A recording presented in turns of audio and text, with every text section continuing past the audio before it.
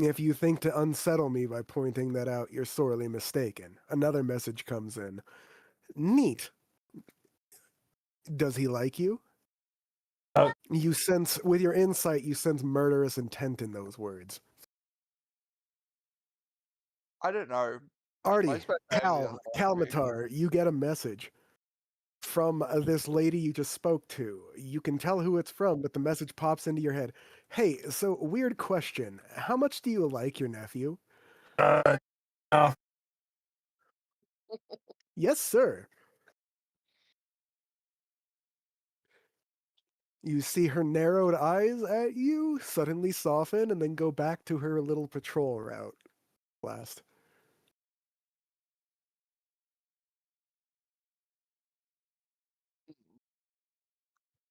Urka, while all this is happening, you see what looks like another orc walk up to you. Another female half-orc from the looks of it. Her ears are slightly more pointed, marking her as another half-elf, half-orc. She sidles up next to you and goes, are these guys both fucking insane? And without really thinking, I respond, well, yes. Are they strong? Well, physically, no. But I am. She nods. And they have powers. Hands you a small scrap of parchment and says, well, us half-bloods gotta stick together around here sometimes. Not everyone around here is very welcoming to half-breeds. You ever find yourself in need of a friend, go to that address. And then she walks away. Nod and put the paper in my pocket.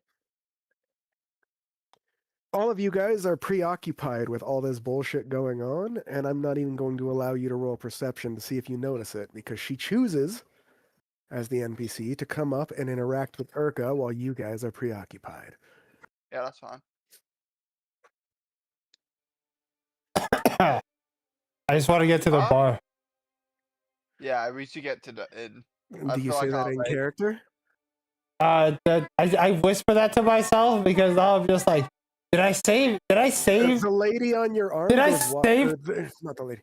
The lady you were talking to lands on your shoulder, goes wide-eyed, looks at you, and says, "I can take you there. Which bar?" With a message spell. Listen, I think we got it. Wait, we do got it, right? We know where. No, I'm looking for the bike. As soon as you say that, you hear a scoff from the raven. Now perched on a building sill nearby, just staring at you judgmentally. Of paths. Hey, I'll send a message towards it. Not my fault, It's not. It's not my fault he has initiative. He sends a message back. The death of some potential fucking criminal is the least of my concerns. It's your blatant waste of time. I don't care about some dragonkin. Hurry up. Oh, me? I think Tay will be like very defensive here, as he's like pointing at him. You are, and you've been acting that way. You really didn't need to point it out. Go ahead, continue. But as soon as you say it, we've got it, she slumps a little in her bird body and then takes off again. At this, you guys all hear an indignant caw from the raven sitting on one of the on the little windowsill, and somehow it sounds and acts like a proper British butler in raven form. It's uncanny. You can tell that he's staring at you disapprovingly down his nose as if through a monocle. And then he takes off, lands on another building about a block down, and then turns sharply, fucking meme gopher style at you guys to stare judgmentally as if waiting for you. I guess, is he in like the entrance of the inn? Or the tavern? I think he's leading us, so I'm gonna follow. Yeah, we just follow. Yeah. You guys follow. As you do this from block to block, Artie, this is the point which you can start making another sleight of hand roll for your pickpocket. Fuck yeah. Go ahead and make that now. I'm going to describe what's going on along the way. We'll see what the results of your roll are. And then we'll see if you guys can pass through that description. As you guys move forward down the red light district, things get better and better, nicer and nicer.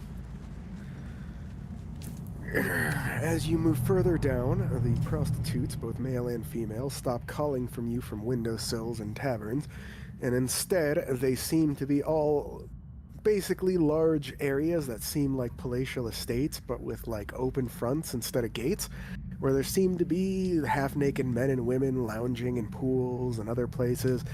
Seem almost like grottos filled with, you know, men and women. And from what you guys can see, several horrors in between. And I don't use that horror to describe normal trans people. There are people of all races here. I'll let you guys fill in the blanks on that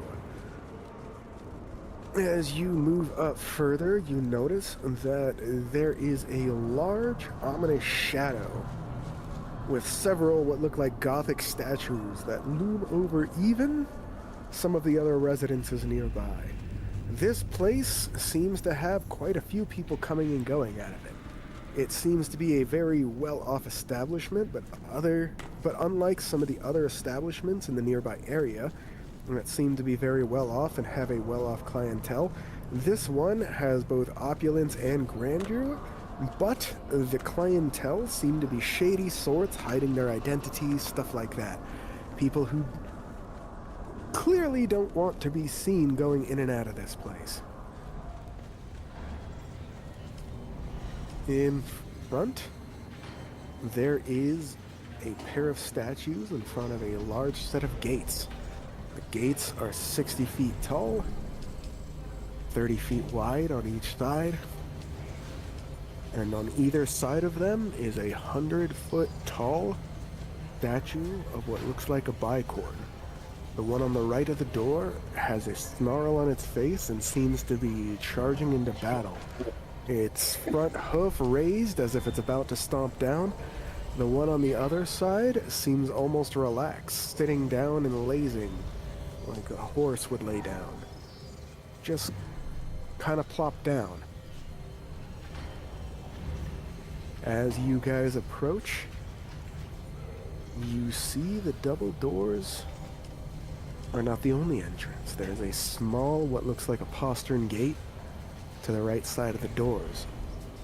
Left side of the doors. Right under the feet of the attacking bicorn statue there seems to be between its hooves some sort of kind of hidden door. Not really hidden, more just, you know, tucked under the statue to be unobtrusive. You see that door open. You see someone look out through the door, almost peering through as if nervously. They look around the staircase, and when they see you, their eyes go wide, and they duck back into the door.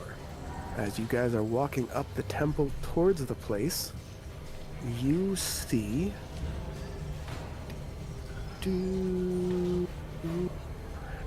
Artie gets shoved backwards forcibly by a Minotaur man who screams, "Get your fucking hands out of my pockets, you little half-breed fuck." I don't know what you're talking about, you fucking bigot. Deception. I'm giving you neither disadvantage nor advantage because you've yet to be actually caught red-handed yet. So far, your companions have the benefit of the doubt. Okay, I'm so sorry, guys. I'm fucked. I rolled it.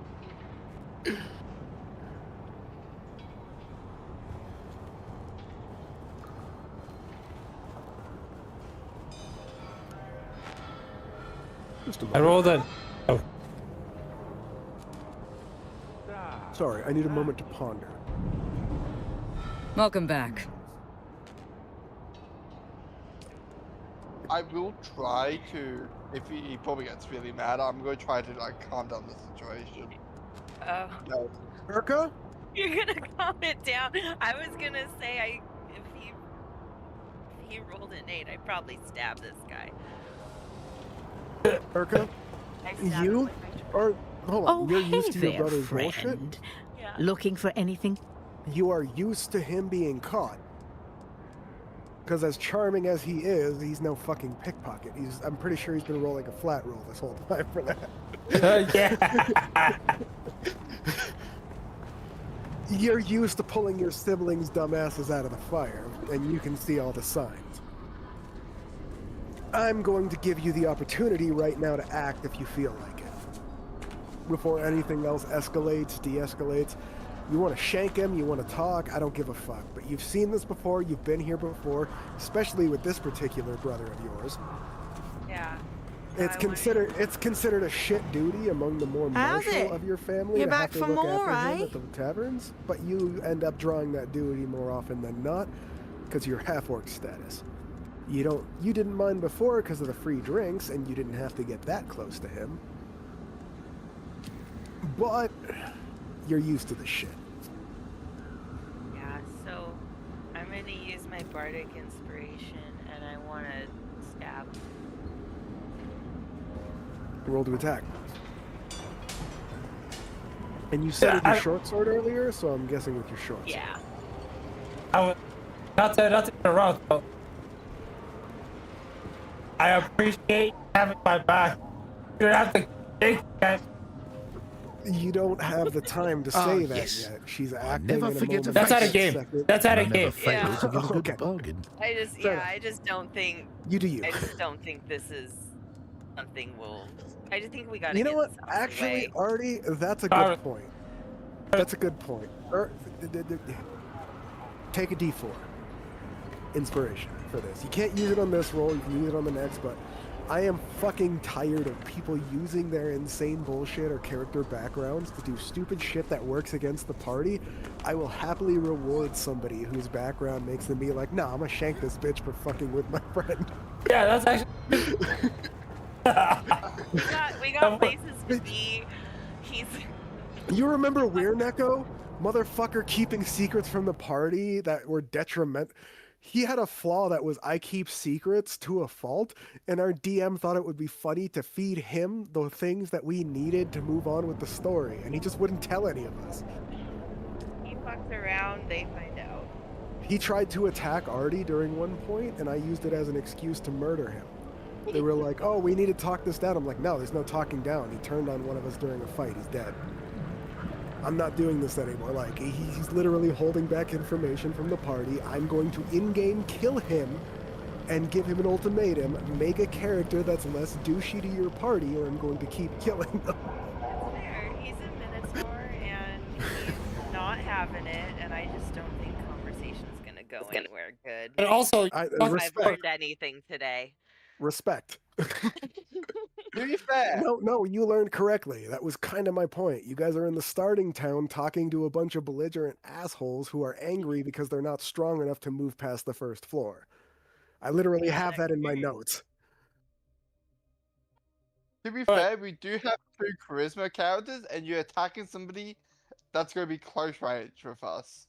Well, I'm just chatting because I haven't heard the roll to hit yet, the result.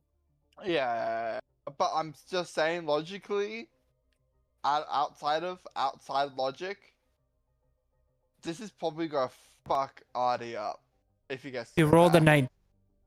19, roll damage. 6, 9. That's 9 that was damage? max damage. That was You max- put your sword through his throat, and he clutches at your... He looks wide-eyed for a second, reels back, clutches at your short sword at the same time that he pulls off of it, cutting both of his hands. He then clutches at his throat as he reels backward into a nearby wall, splashing it with blood. He looks down at his hands covered in blood, looks up to you as if to say something, and then chokes out several bubbles of frothy blood before slumping down and keeling over dead. There's a moment of silence in the crowd around you until one of the demon enforcers, who's just lounging on the steps to the temple, starts laughing raucously and says, "Good," she says. "Been a real long time since we've had a real fucking orc around here." Good on you, lady. Now loot the corpse and be on your day. Literally, I turn to Cal and I say, "As you were," and then I put my sword away and keep walking. I loot the corpse. As you start, I'll get to your loot in a moment. As you start walking away, the enforcer disappears from her step, reappears right next to the corpse, puts a hand on your shoulder, Artie, and says, "You can have the loot if she gives up rights." She looks at York and says, "Are you giving up rights to your kill?" Yeah.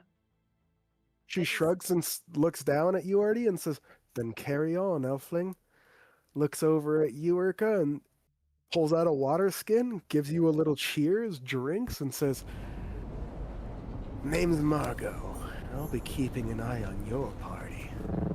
And then disappears in a puff of red smoke.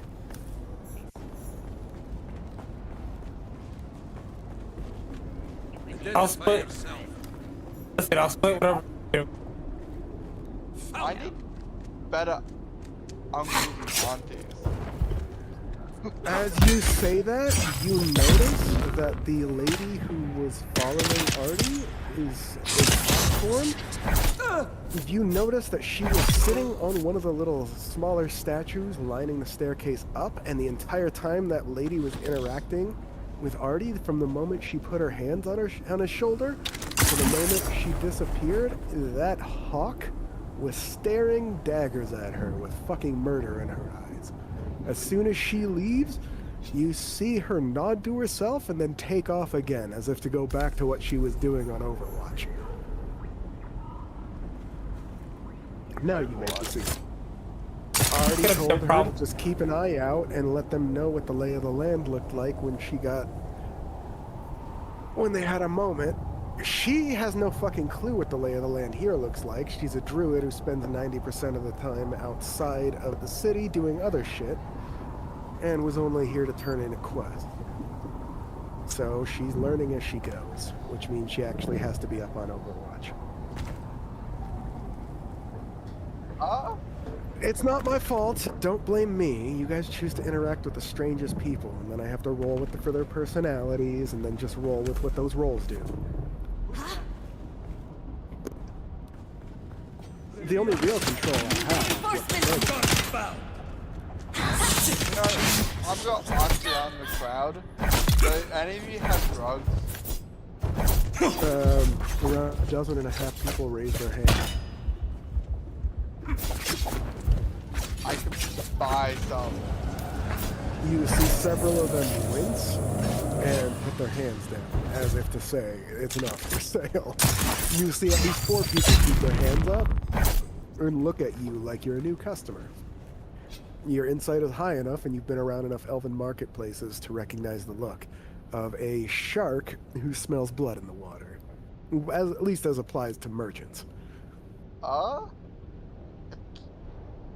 I'll pick up the most friendliest looking face out of them. It is a rather diminutive looking goblin man with a nice tailcoat and a monocle. He seems the least threatening. Yeah, I don't want to do business with goblin though, so somebody else. Who's there? I need reinforcements! I'm judging you so hard right now, but there's what do you call it? There's an elf, there is a dragonkin, which now that you notice a second one, you notice that there seems to be a rather large number of dragonkin around. And the last one seems to be a naga. Yeah, I'll go for it. Hey, that's racist. Can't say that. She is a 14-foot tall, 6-armed fucking woman with a snake half for her lower body. A Naga matriarch. You know enough about their race from your studies as a child, all 3 of you, because their Naga were one of the races you contended with, to know Naga matriarchs are physically and magically superior to their ilk and give birth without need of a mate to make entire colonies the only reason they would need a mate would be to add another genetic signature in.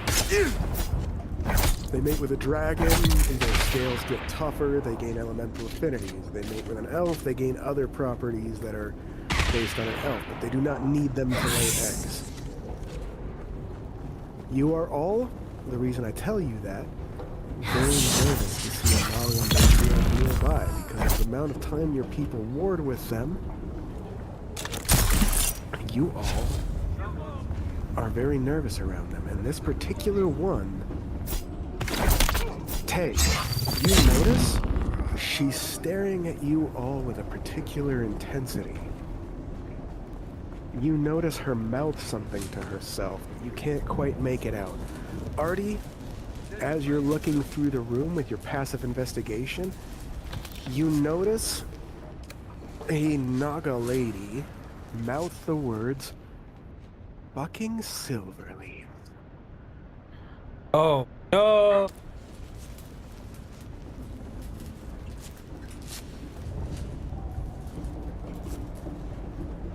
Oh, by the way, I am picking up the elf. I will point at the elf and say, you. Where's all my shit?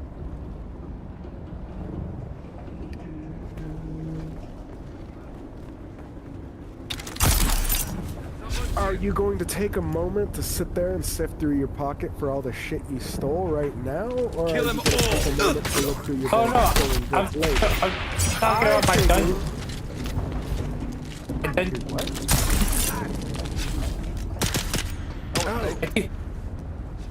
Hold on. As soon as you say, "Where's my shit?" you feel something slide into your back pocket. As well as a feminine feline, now that you hear it again, voice say, "Not getting handsy, just putting it somewhere they won't notice. Not into your type anyway." She snorts into your ear and says, Who's "I that? never liked this. I hope it's different with you, They're coming. but I guess you're going to be Down. Empty. Oh. whatever." Head inside, ask for the feline special. Tell them you will only drink it in the back room. And then you see... No response.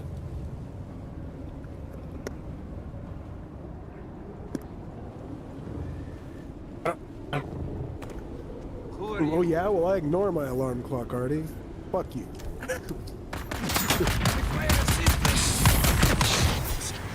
Elf! I'm kidding. It's actually a real problem. I set like 20 alarms just to make sure I'm up. I have real issues with sleep. Insomnia is a motherfucker, and insurance companies. I'm actually about to try Zoloft. I'm gonna be honest, it took my doctor a lot of arm twisting just to get me to try a small dose of Zoloft. Because I had to watch fucking Simon and Sam and all their bullshit they used to do with pills. Simon was already a piece of shit, and Sam is literally a schizophrenic who drove himself further into psychosis by snorting random shit and getting drunk every day. So, yeah, I have a real fucking aversion to pills, Artie, and it takes an incredible amount of stress and willpower for me to be willing to try that shit. It boiled down to me telling the doctor, like, don't even fucking give me the details. I'm choosing to trust you. As long as you choose to understand what I tell you about symptoms and not lying. Every other fucking time I've tried pills like that, I tell them, oh, my neurochemistry is different. It's fucking brain damage from the depression symptoms. And certain types of medication affect my neurochemistry differently than they should. And then I get prescribed something, the doctor says I'm supposed to do this, I tell them I shouldn't do this, it's that, and they're like, oh, it's not supposed to do that. Past injuries? What past injuries? Oh, well, I told you to fucking look into that day one, and if you're prescribing me shit without even looking into that, then we're done. That's been my experience for over a decade. I'm good. Even getting Copy. me finding a pill doctor I actually can trust and telling her if you don't give me the details, I've had fucking nightmare stories about all this shit. And the only way I'm actually going to get the ability to move forward to try any of this shit you want me to try without having anxiety attacks is to just say, hey, the doctor is trustworthy, I choose to trust Eyes him on and not enemy. pay attention to the details. So yeah, less of those details.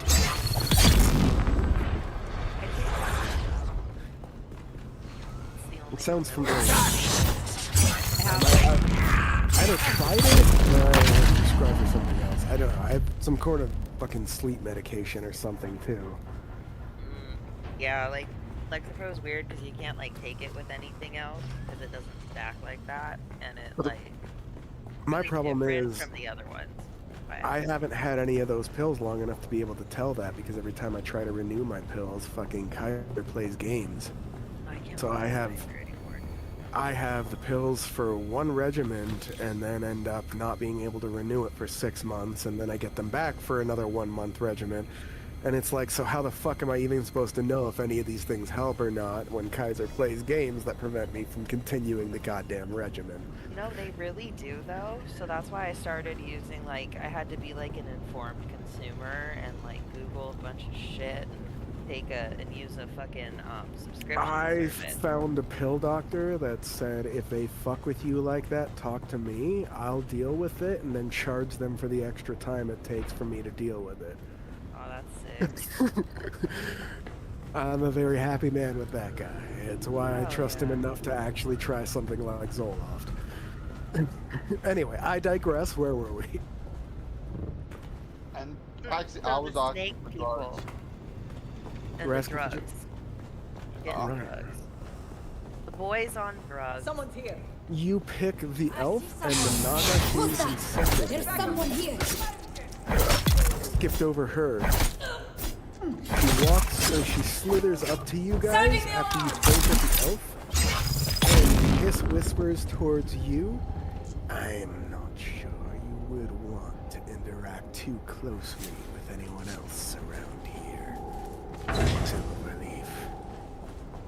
Not everyone would keep that sort of thing quiet. Thing is, you scare me. She shrugs and says, and I'm also black. Die. Leave, or I tell everyone in this square who you are. Yeah.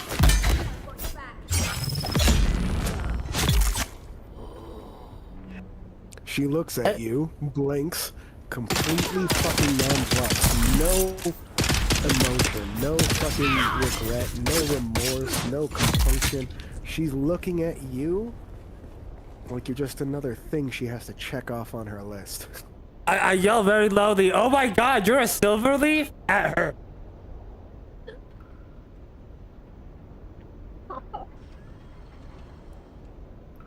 Are you sure you want to do that? Yeah. And then I want to turn around and be like, "Hey, everybody, this lady told."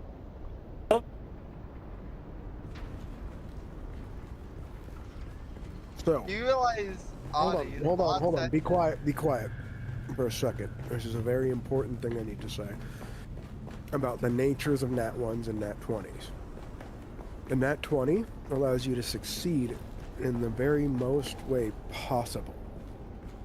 Nat 1 allows you to fail in the most spectacular way possible. Artie, there are not enough dice in the world for you to pull that fucking lie.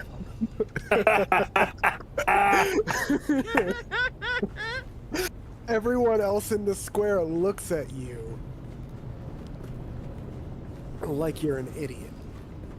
I don't You know see where I'm a at. blind, toothless, fucking senile old man look up and wheeze to the fucking homeless person next to him. Is that guy an idiot?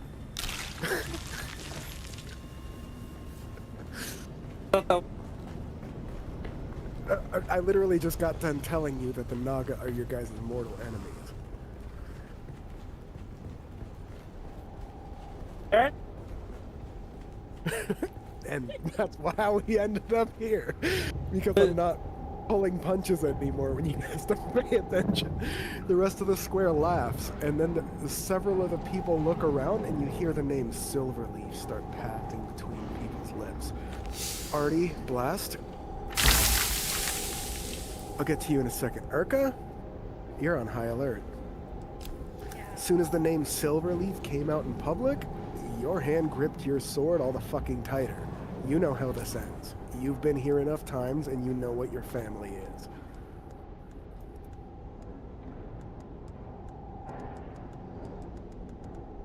Sorry, that wasn't a dramatic pause. That was a swig of beer.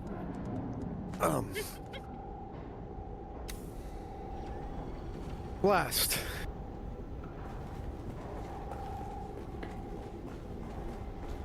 You have no fucking clue why it would be an issue to be called Silverleaf in front of these people. And from what you know, these people, and from all the sycophants you've met when you were a kid, people will be utterly delighted to meet someone of your family. You have a long and storied lineage that goes back to the beginning of this realm, and people should be privileged to know someone like you. People have told you that. Hold on. People have told you that your entire life, and you have no reason to disagree with that. You stand tall and proud at the name Silverleaf. Sorry, I thought last session, or even the session before that, somebody told us that we should keep the name Silverleaf to the minimum. Yes, they did. Two things can be true. You did not. I never said you had to say anything. I never said you visibly did anything different. I never said you gave any tells that would tell anyone around you that. I said that your character takes pride in the Silverleaf name, and as soon as the name came out, you were immediately proud of it. I never said anyone noticed that. I'm just saying you yourself, while you've been told to keep it a secret, you've got no clue why. The name Silverleaf is one to be proud of for you.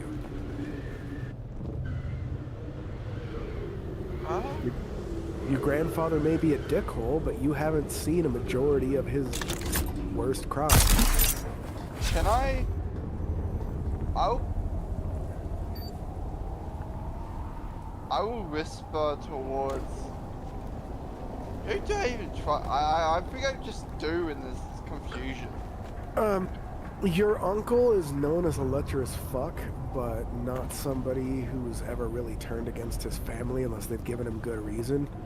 He hates your father, or he hates your grandfather and your father, but both of them gave him very good reason for that. As far as you can tell, most of the family around him and just kind of interacts with him like a friendly guy, and he's not really a dickhole to anyone unless they give him a reason. Urka? She's not the friendliest of people, but she's always done her duty, and she's always been loyal to the family. If your last name is Silverleaf, that's good enough for her. Most of the time. Well, I also do have to say that, like I said, I'm suing to myself because my uncle just fucking screamed out that my rival fucking race or something. Yes, to you have no idea why you would be insulting the Silverleaf name by pointing at a Naga and claiming she's one of you. If anything, you should be insulted because this fucking weird-ass snake lady is being equated to one of your family. I would say... Also, you've lost more than a few of your family members, both siblings and aunts and uncles, to Naga. These other guys, Urka and Artie, you weren't really that close to the war with the Naga because you were, you know, in the capital, either guarding the family or dicking around in taverns. Tay, your father, one of the punishments, quote-unquote, that he was given was to go to the front line of this conflict. He had very pointed opinions about Naga, and you grew up hearing about how fucking monstrous, brutal, and inhuman they are.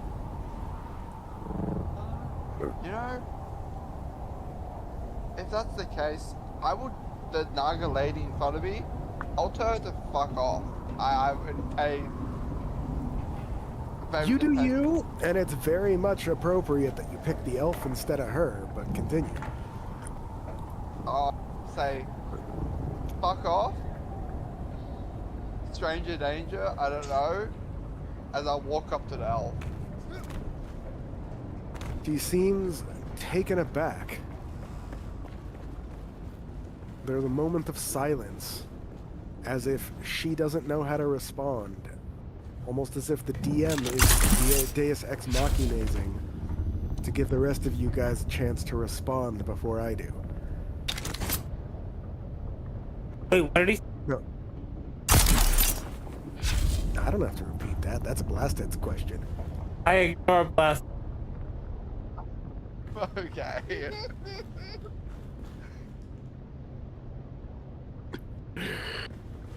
She grins evilly, and then points at you and says, "Hey, Silverleaf." Points at you, Artie, and says, "Kalmatar, Silverleaf." Then points at you, Urka, and says, "Urka, Silverleaf. Welcome to the Proving Grounds," he says with a shit-eating grin, and then slithers away. As you guys look around, you see more than a few of the crowd staring at you, either in shock, anger, or some form of disbelief.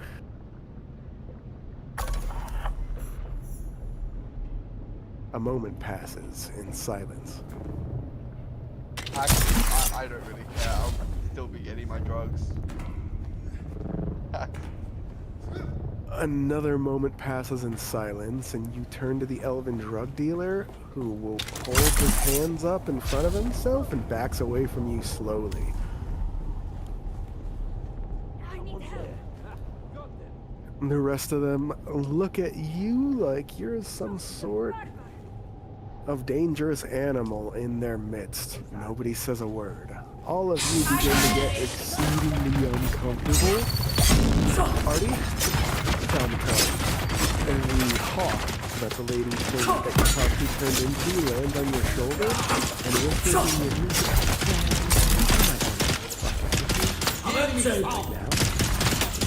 You should go into the tavern and talk to the bartender. Tell them what that guy told you. Once you're inside, no one will touch you. Stay out here, you'll probably end up in a fight.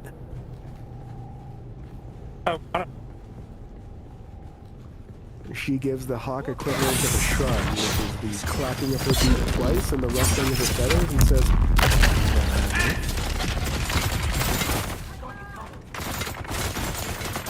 Alright, let's go to the bar, guys. Fuck. What's up now? I need to get my drugs. Great child, dude.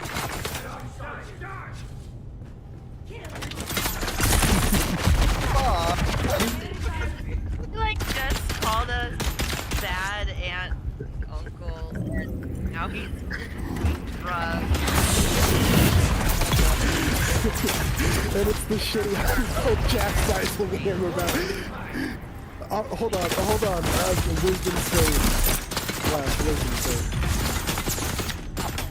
I'll tell you what's going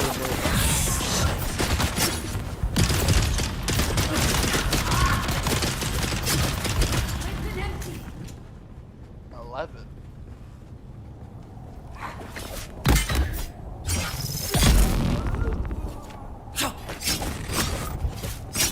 I heard. I just not prepared. Finish my food. Yeah, keep it out in a rush. Got it. Need to reload.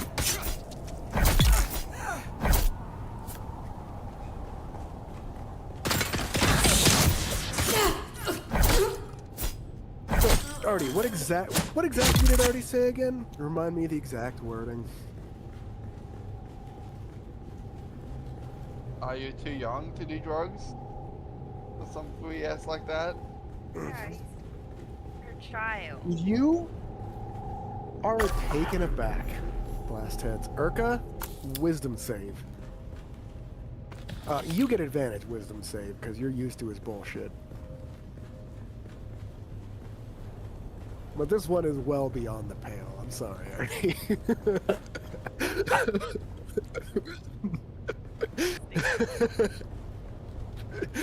As the DM, I absolutely fucking love what you're doing. But in character, this requires. Where's Backo? You're supposed to want roll Yeah, you get advantage. Fucking. What was yours, lad? 11.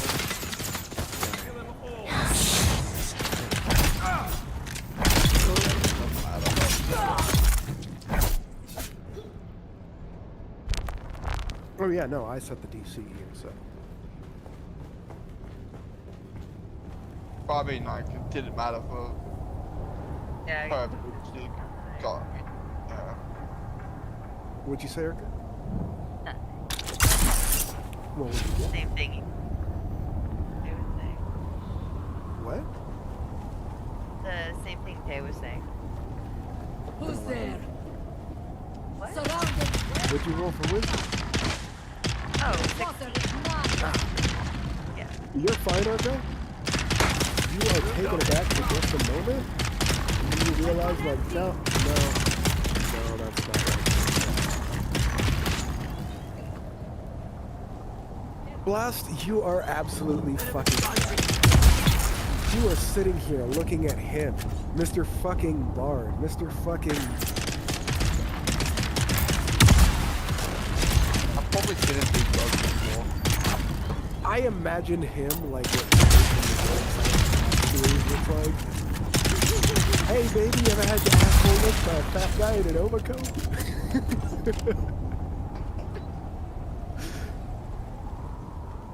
That's why I love those Marvel crossovers when Silent Bob lifted up Thor's hammer and Jay's like, what? You never had your hammer lifted by a fat guy in an overcoat? That's the line like that. Never had your asshole licked by a fat guy in an overcoat?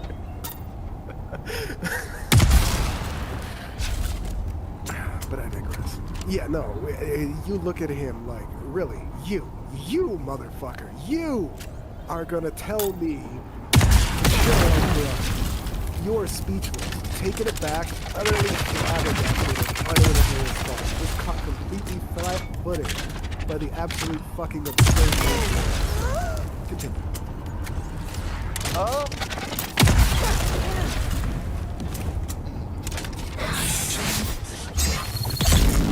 I think it would. He would just follow inside it in now. The elf is obviously doesn't want to sell the drugs anymore.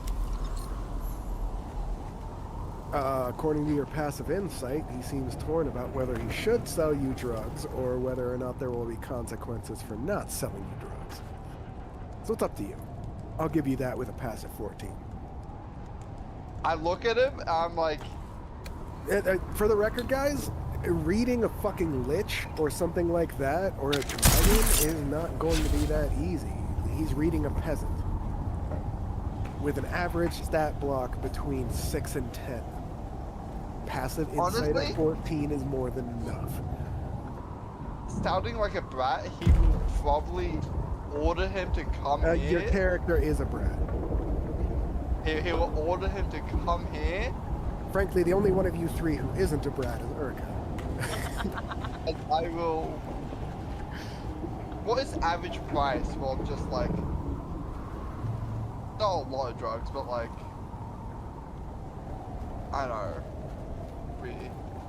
I'll let you roll history or herbalism. To see if you know the drugs, and you should be thankful that I'm giving you the opportunity to do that, because if I felt like being a dick, I would say, you've never had to worry about things like money. How the fuck would you know? I got a tad for history. Yeah, you've never had to worry about things like money. How the fuck would you know? As I order him to come here with, like, kind of questioning him. I guess. You're kind of what? I in like a threatening, bratish tone, I was like, come here. Roll intimidation.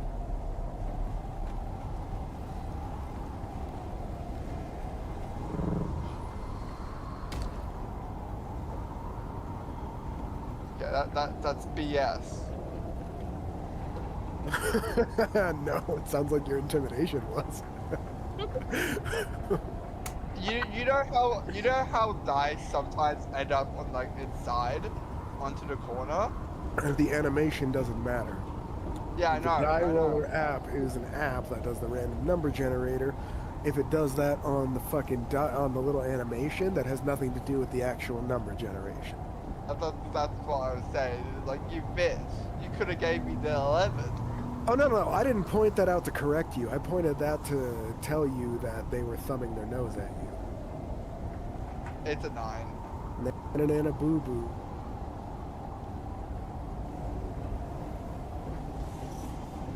You said 9? Yeah, 9. What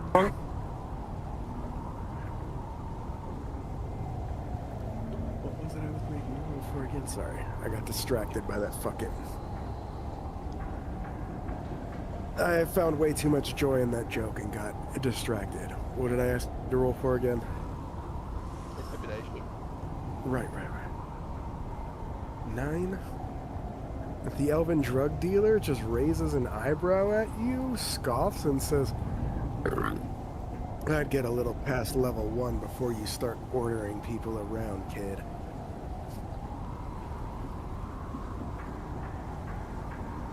He looks at you, narrows his eyes, and says, and I was executed by a silver leaf. Me too? Word. He squints his eyes and says, before you say me too, he says, one of your cultist buddies. Yeah, sounds about the same fate as us. Persuasion with disadvantage. These people are predisposed towards hating you. 21. 21. He looks at you, nods, and says, I'll believe you, for now. Wouldn't put it past them. Treat their own like that. Me seeing you here in the proving grounds is pretty telling. But I'm also not convinced this isn't some big trick you fuckers are doing by infiltrating either, so I'll be watching you. You know, that sounds like them. That very much does sound like them. He sneers at you and says in a very biting tone, don't you mean sounds like you, Silverleaf? I'm only half, don't worry. He snorts and says, so you were just one of those soldiers, eh? Following orders? That makes it way better, he says, rolling his eyes. Hold up. Urka, you're the only one here who knows exactly how brutal the regime was, and that your grandfather didn't risk his pure-blood children on risky endeavors such as warfare. It was people like you sent to the front lines to bleed for your family and kill for them. Shields up! The water is mine! That's so we go.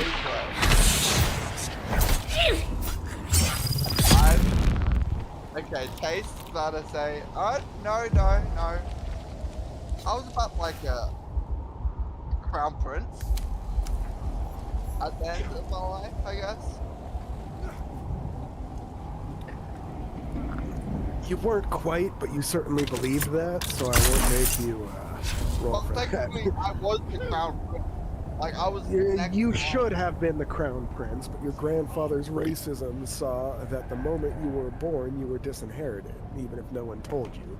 Honestly, like, I mean, Nightfear is what he... The lack of being a pure-blooded Nightfear was your grandfather's problem. The fact that you use that as an insult is highly amusing to me. To your father, Artie, not being enough of a knife ear was the problem. To you, being a knife ear is the problem. I'm imagining Palpatine going, ironic, isn't it?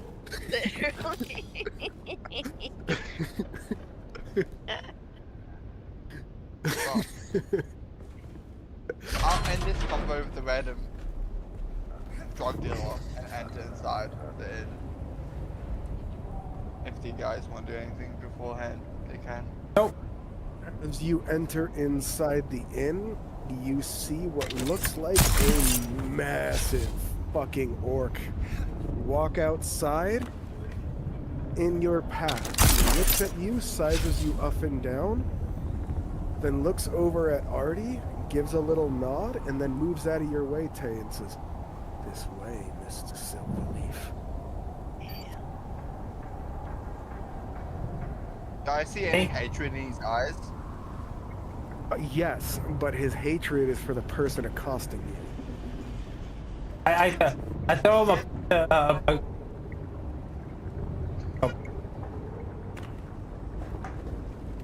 He keeps his eyes on the person who is interacting, the elf who's interacting with Blast, snatches it out of the air and says, "Thank you, Mr. Silverleaf," before tucking it into his coat pocket. He's wearing a very fine suit and a monocle, and now you finally notice this man is incredibly well-spoken for an orc. You look around, you see the other orcs dressed in tribal attire, fucking rawhides, furs, other stuff. Not primitive stuff, but definitely made from similar materials. This man, full-on fucking double-breasted suit, monocle, bowler hat. Even his tusks looks as though they've been sharpened and shined. I'll say he looks fly. I'll give him a compliment. Very good, Mr. Silverleaf. Thank you. Now please, our hopefully mutual employer is waiting to speak with you inside. While our charter allows us to protect you within the walls of our establishment, loitering here on the steps to pick a fight is ill-advised, as we are not allowed to extend our protection further than our doorstep. So please, if you and your family would please follow me. Alright, I walk in, I push the little one.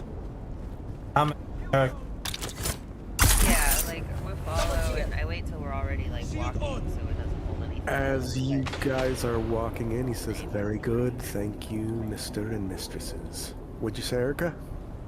And I say that he has us at a disadvantage, I just want to know what his name is. My name is Graz. I am what's known as a fixer here in the city. I handle the business of my master and make sure that business runs smoothly. If you end up doing business with my master in the future, then we will see a lot of each other. And I must say, while I don't care much for the Silverleaf line, I also don't really hate them. To me, you all are just another noble house.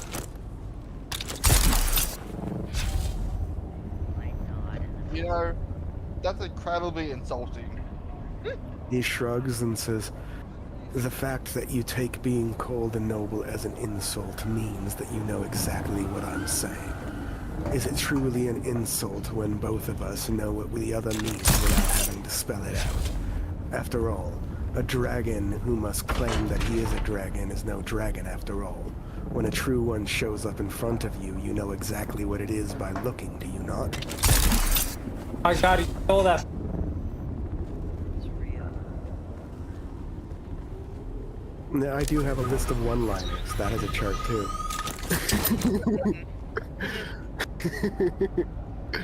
That one was from a smut novel.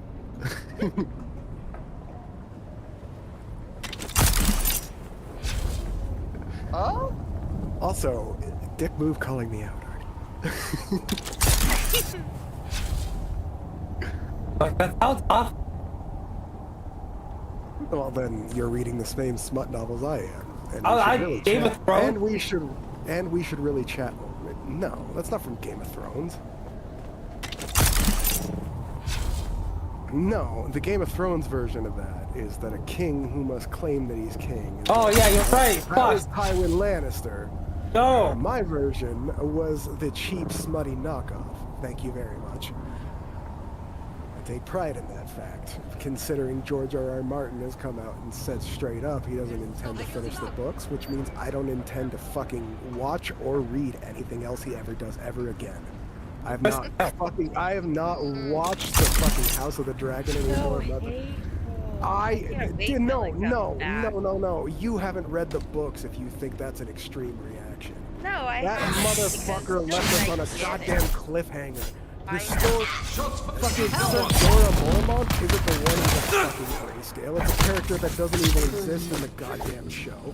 There's about 20 fucking important ass characters in the show, in the books that don't appear in the show, enough to say, hey, maybe the show and the fucking books can be considered two different stories.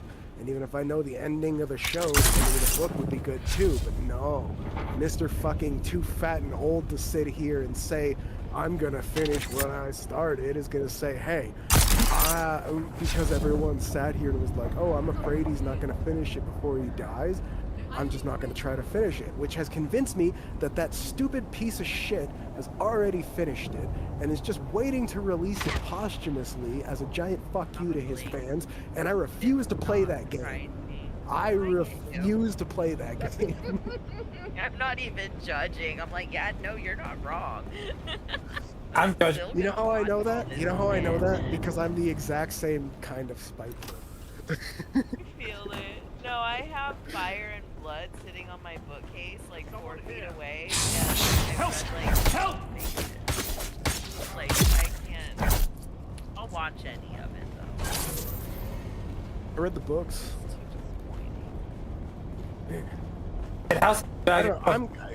Speaking of it though, I'm also not judging him, but I'm convinced George R.R. Martin is gay, and I really don't know why he keeps pretending he's not. There's nothing wrong. Why does with that it. matter though? That's his repressed homosexuality adds to the. It wouldn't have. That's the point, though. It wouldn't have mattered if he wasn't so insisted against it. But my point, in fact, is no stranger sends that. Good cover. As a But hey, fan, I get it though. but my point is, no straight man spends that much time describing clothing. Have you talked to Eddie Blackburn in the last?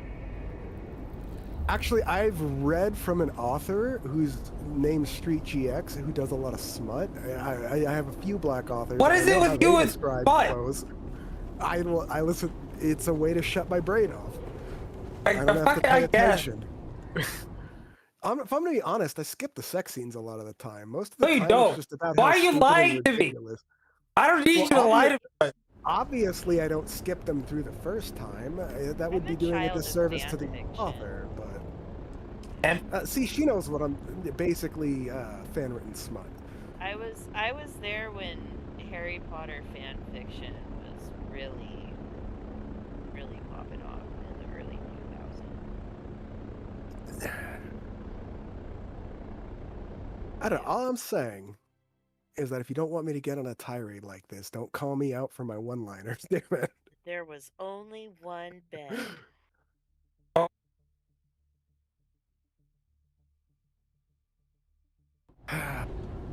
I cannot tell you the amount of times I've seen pornos that have made puns based on the name of the room of requirement. So I'm just gonna skip past it after vaguely. I literally just told you I can't tell you. It's uncountable, Artie. We cannot even. We've gone full circle from you being a Mexican to a teenage girl because you cannot even.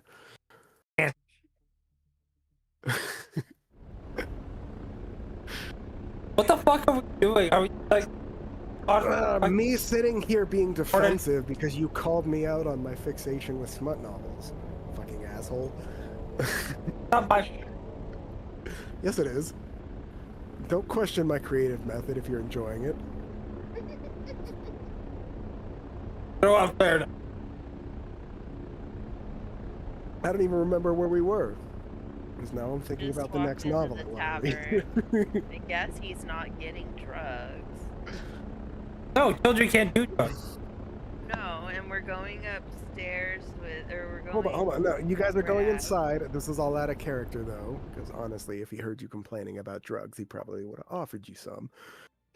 Oh, I'm still grumbling about that under my tone, like fucking stupid ass. As we continue on the campaign, I'm gonna. Don't tell me. Don't even tell him, and just do it. One day, you get See, a hold on for a second. I need to say something, Blast Heads. For fuck's sake, people, stop telling me what your characters should do, will do, or want to do, and just fucking do it. For fuck's sake, my character says this. Don't say my character says this. Be like, oh, my character walks up to the dude, taps him on his shoulder, and says, role playing. Get it, Jim? Clearly, or we wouldn't still be having this discussion. Anyway, sorry, I'm just being catty. Eyes on target. I need reinforcements. You guys were walking inside. The orc looks back at you, Blackhead, and says, "Peace to the top. If you do wish to be the sort of thing that man has, you'd be better off buying it from our local bartender than from some random elf on the street. Things such as this are not regulated here, and we have much purer and better products, much less likely to leave you overdosed in an alley somewhere."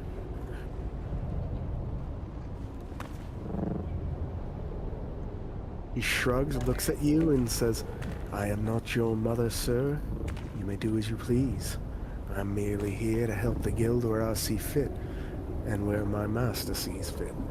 If you do not fit into that equation, then I need not concern myself with you any further."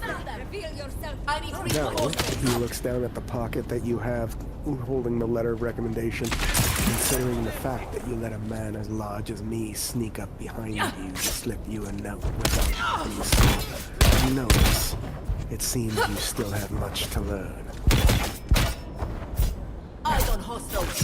Oh yeah, what did he do to get that note? The first place? I don't. He grins at you, and for the first time, he looks as though he's genuinely enjoying himself and says, "If you can't figure out where he got it, you don't deserve to know." They're here. He said it like, right. You see him with a shading grin as he was, it's sort of an inside joke with everyone. As if it was like a sort of, oh, he asked the thing, now I get to say the thing kind of reaction.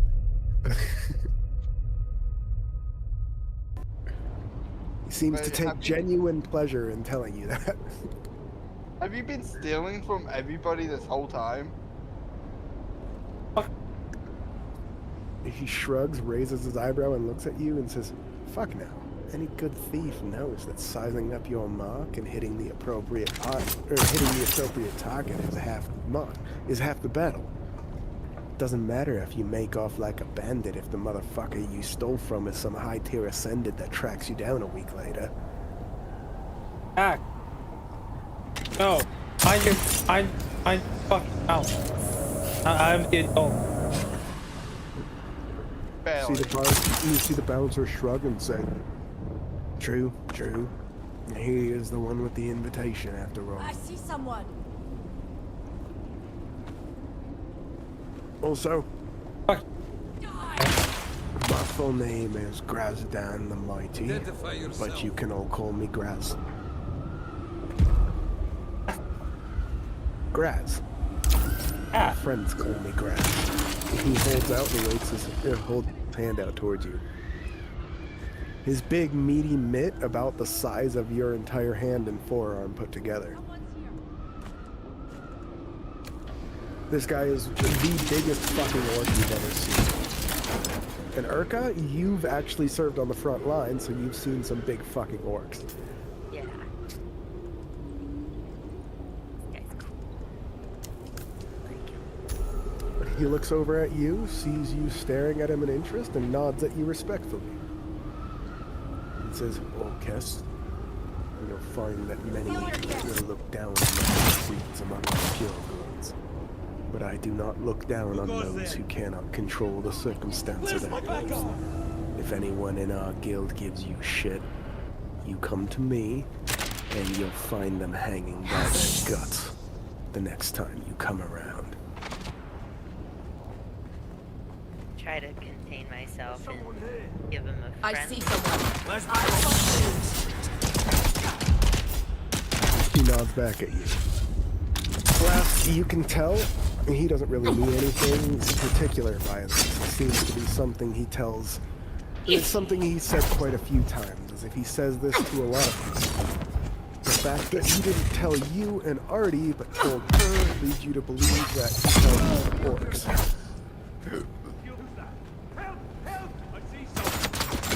And those of you who know anything about orcs know that pure-blooded orcs would have to be corrected on that kind of behavior.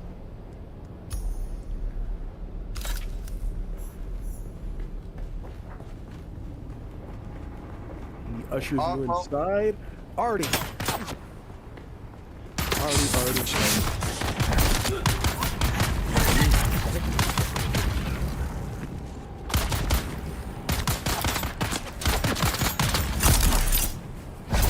This is a point where you can sit here and sift through your goods. You made the roll, you have the results. The only thing you gotta do is open up your pocket to see what you snatched, if you feel like it. At this point, Paul? You wanna see what you snatched?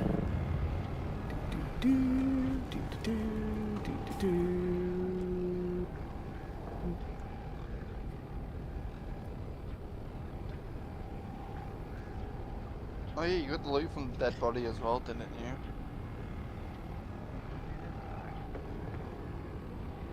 you? You remember, Artie, on the way over, you snatched around 12.5 pockets. You remember snatching coin after coin, trinket after trinket. Your pockets are fucking loaded.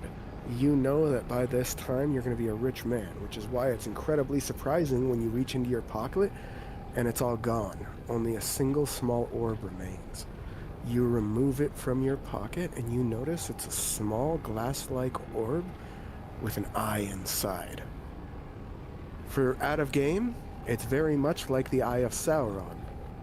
As soon as you hold it in your hand and look down at it, the eye swivels, peers up at you, and its slitted pupil narrows at you. Roll wisdom save. All my Roll gold wisdom. is gone? Roll with no, just what you would have stolen from that single outing. I'm saying that everything else is intact. You get one item here. Wisdom save. You fall to your knees, clutching your hand in pain as the eye burns itself into your right palm. It falls deeper and deeper into your hand until you are left sweating and panting on the ground with people staring at you. You look down at the palm of your hand, and rather than a fucked up horrible burn mark, you see an eye socket that opens and blinks at you with a burning, slitted pupil that then closes itself and remains closed. Hey yo, what the fuck?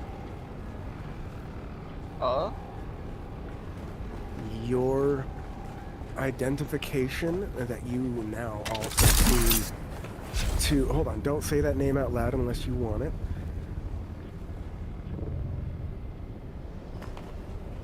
You look down and you notice that every item you've looked at, you haven't had to identify so far. There's only one, that suspicious ring you gave to your nephew and that rusty key that you couldn't identify. But now that you look at it, the only parts of them you could identify was their rarity. They were the only items you've gotten above common rarity.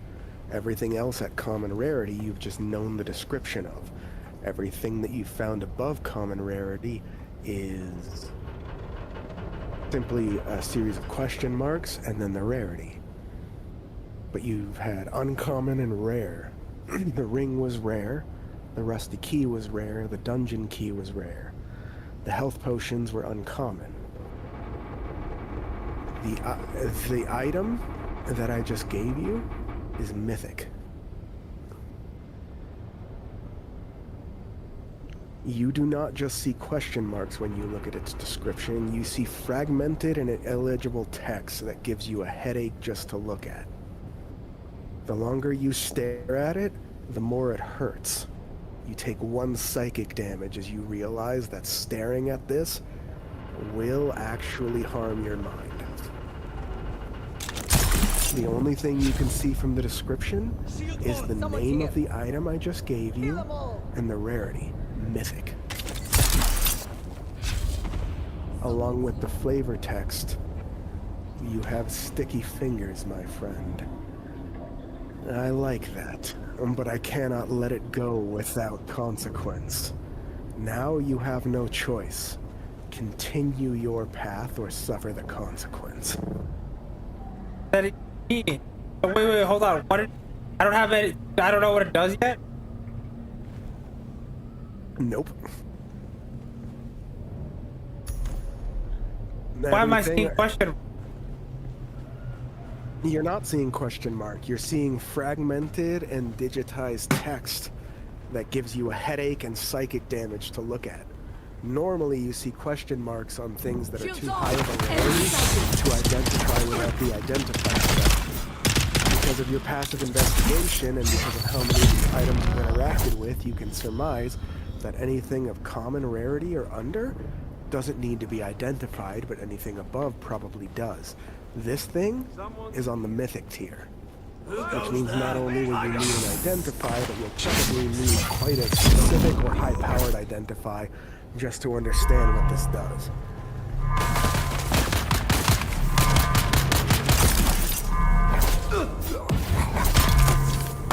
As soon as you recover from looking at that description, you see the orc looking at you with wide eyes. Blast, Urka, you guys witnessed all of this in shocked silence. Blast. When you see him go wide-eyed, all of you hear him whisper, "Herald is he?" And then bow his head. He says, "This way, my friends. Now you must really meet with the Guildmaster." I'll help. Blast. Tay, you are the only one who hears the reverent, almost religious tones in his speech. What is happening as I reach out my hand to help out Artie? He looks back at you and says, "I cannot tell you. I'm sorry. I doubt anyone can for the time being. All we've been told is to look for the signs and to help the one who shows the signs. Not even we know what it means. We just know it's our only chance." The only question I have is where the fuck help? Are you accepting my hand? You hear a whisper in your ear, Artie. He's the only one who can hear this. "Consume." What?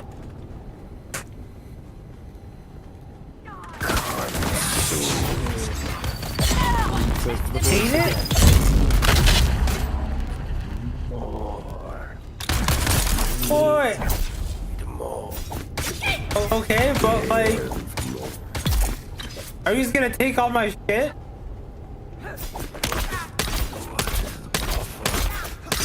What is needed to wake? Give more. Found you!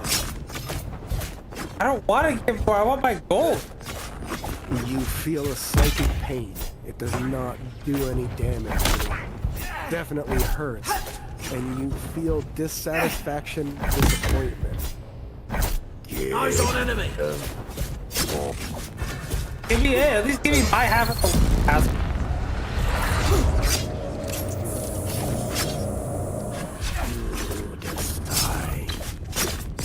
What is I didn't decide with this here or the. from now? Needed to wake. Awake now. Okay, fine. Please. Fine. You sense a general sense of acceptance and pleasure from whatever the fuck this voice is in your head as it settles back down, and Only after it stops talking do you realize that you now are on your hands and knees, bleeding from the nose and ears. Wait, hold on. That voice coming from eyeball? Someone's here. With your passive investigation skill, you look around and see no one else seems to have heard this voice. And the presence you sense is definitely coming from that part of your body, so you can surmise whatever the fuck just got injected into your body forcefully. Require backup!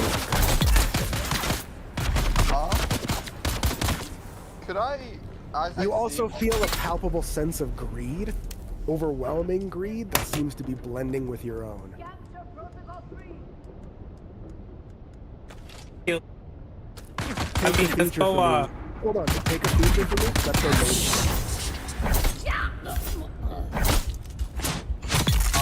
as I see him leave. Hold on. I need, as you steal shit, you gain bonuses to your state of mind, sanity, and willpower saves. Whenever you have stolen something within the last 24 hours, you gain +1 to willpower.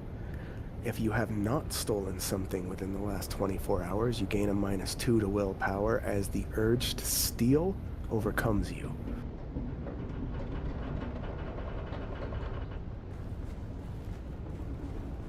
I already had Continue. something. I know, this is why it works out, because all I'm doing is helping you play your character. But everyone else looks at it and sees it like a punishment, when it's really just kind of a bonus for you playing the way you've been playing. As long as you keep stealing shit, you'll get a tidy +1 bonus. Oh. Haters go to message Shields out up! the window.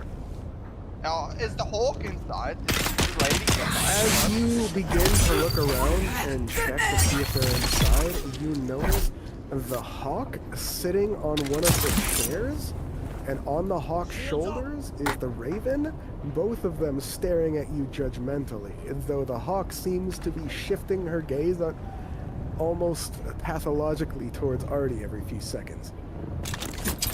After the third time this happens, you see her lift her wing on the opposite side that the thing is sitting on her shoulder, and wipe her beak as if to wipe off drool. A message towards her. Do you want to help him out? He's bleeding from eyes and ears. She glares at you, visibly affronted and angry, as she sends a message back. How could you dare think that I would never help him? What does he need? Oh, I don't know. Oh yeah, out of character already, you picked up a fucking stalker. That's what you get for doing a good deed. That's what you get for doing a good deed in this city, by the way. hey, I'm gonna make. Yeah, dude, where you go with a Yandere stalker from here is up to you. Healer. I'm gonna make her do tasks make and never make give her. weird shit. You do you, boo boo. I don't really care. I'm here to play the character, not give you the consequences for your decisions, not make your decisions. Good times. Anyway. Okay, I'll set up a says- message. Aren't you a druid? Aren't you supposed to like heal and shit? Like he's bleeding. She blinks and looks at him and says, "Yes, he is. It does smell rather good." Huh. You don't hear this shit. It's a message. That's Now that you've actually pointed it out to her, you see her eyes fixated on the blood. She's not looking away anymore like she was before. You notice her breathing start to pick up. Artie, you notice Blast look at the hawk from that creepy ass girl. You notice him look at some of the other things like the blood and other stuff, and then look back at the hawk, and you see her pace of breathing visibly increase. Her eyes widen and her pupils dilate as she stares at your blood on the floor.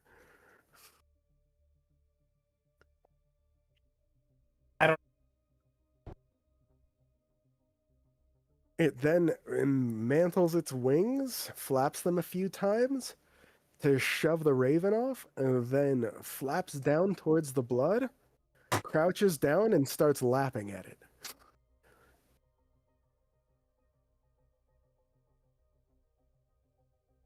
You all stare in stunned silence. Should I be concerned? She does not answer. As soon as she is done lapping up the blood, she looks at you and your still bleeding wounds and hops closer, No, you can't, staring can't have, fixatedly at your wounds. no, you can't. She looks up at you, pityingly. No. She hangs her head dejected, then flaps off. You see her flap away behind one of the nearby buildings. You all stare after her for a second until you notice the top of her bird school peek over the top. Her eyes widen when she notices you all staring, and then her head peek back under.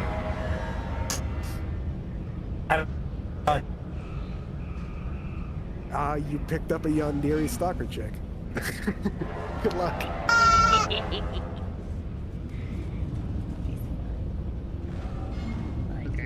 Not how I expect my Monday to go.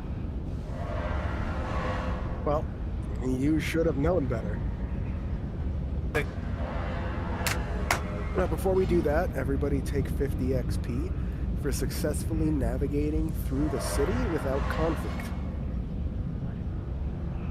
You guys made it to your first destination without starting a massive brawl. I was about to say without starting a knife fight, but that wouldn't be entirely true.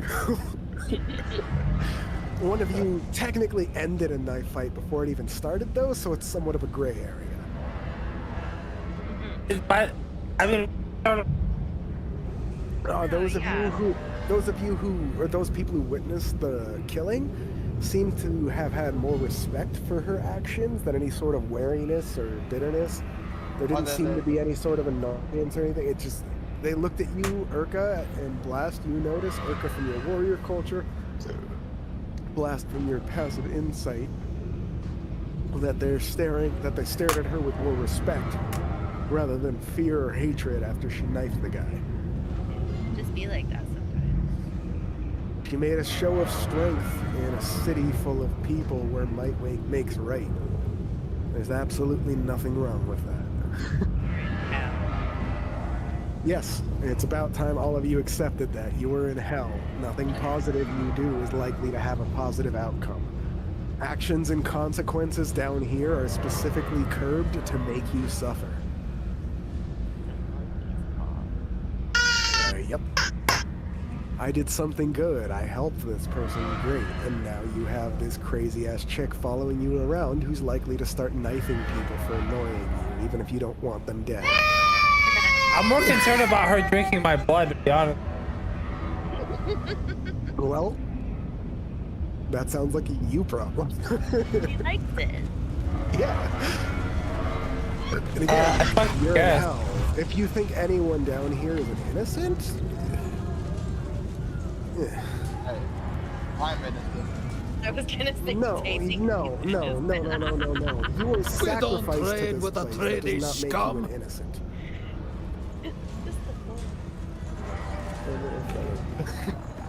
Just because I joke about that doesn't make you actually innocent. Objectively, all three of your characters are vicious cunts. Yeah. Sinners.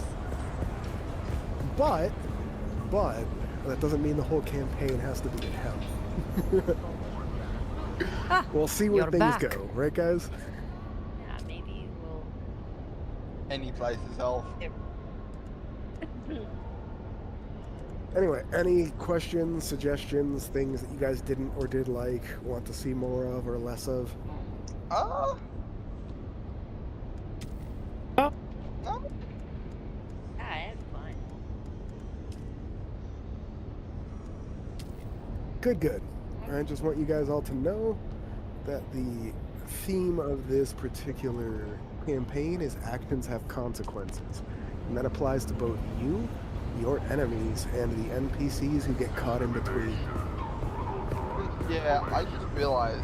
You know the Can't dragon get enough of pawn me, just can killed? you? What, the dragonkin? Yeah, you took his shit and left his corpse in the street. It was great. Well, we have soul fragments. He probably just gonna come back. We might have to be wary of him. Oh, that reminds me, Urka, you're at 11 soul fragments. You snatched one from him when he died. Both of you guys, you're at 10. Urka's at 11. This is your first taste of murder makes me stronger down here. Now I get to see what you do with it. Wait, so you're saying if we kill more people, we get more soul fragments? That basically let us. Whether they deserve it or not. So like, if they die down there, they die for real. If We they're get out their of soul if they're out of soul fragments, that's permadeath, but that includes you all too.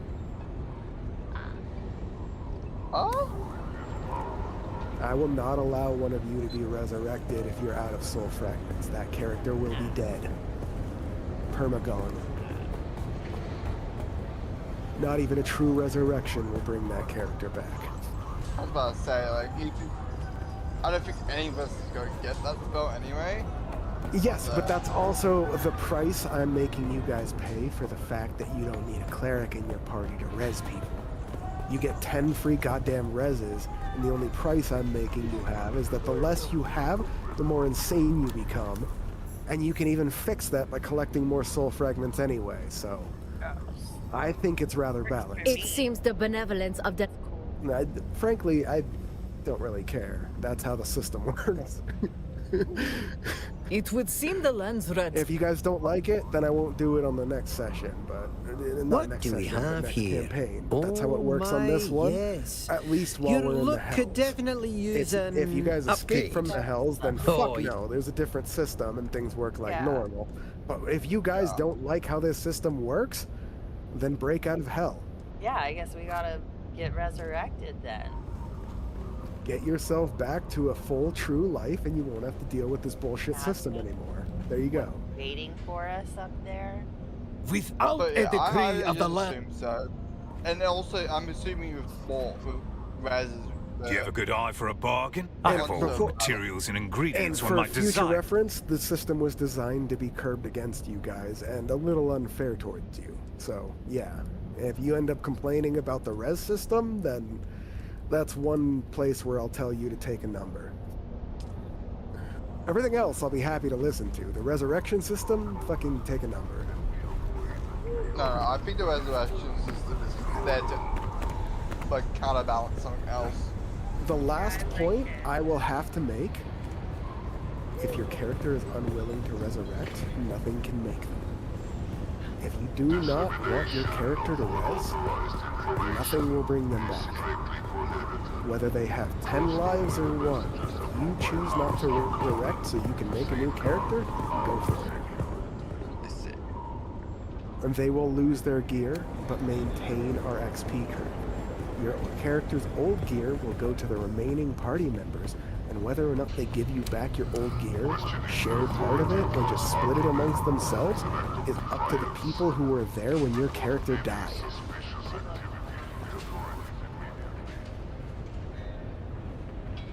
There is I knew permadeath, you'd be but back. I'm being Only a lenient matter of with the time. resurrection system that you can murder hobo your way back to keeping yourself away from permadeath. It's just about this whole campaign, before I end and let you say that, is about morality. Gods, demons, people who are supposedly good, people who are supposedly evil, of making acts of good and evil. So you guys are constantly going to be given choices. Ones that are inherently good or evil that may not necessarily have any negative consequence for you, but are still inherently good or evil. And that concept will have consequences. Please continue, Blast. Could you, like, really give over Soul Factory? Could, like, per se, I go down to 9 and Artie go up to 11?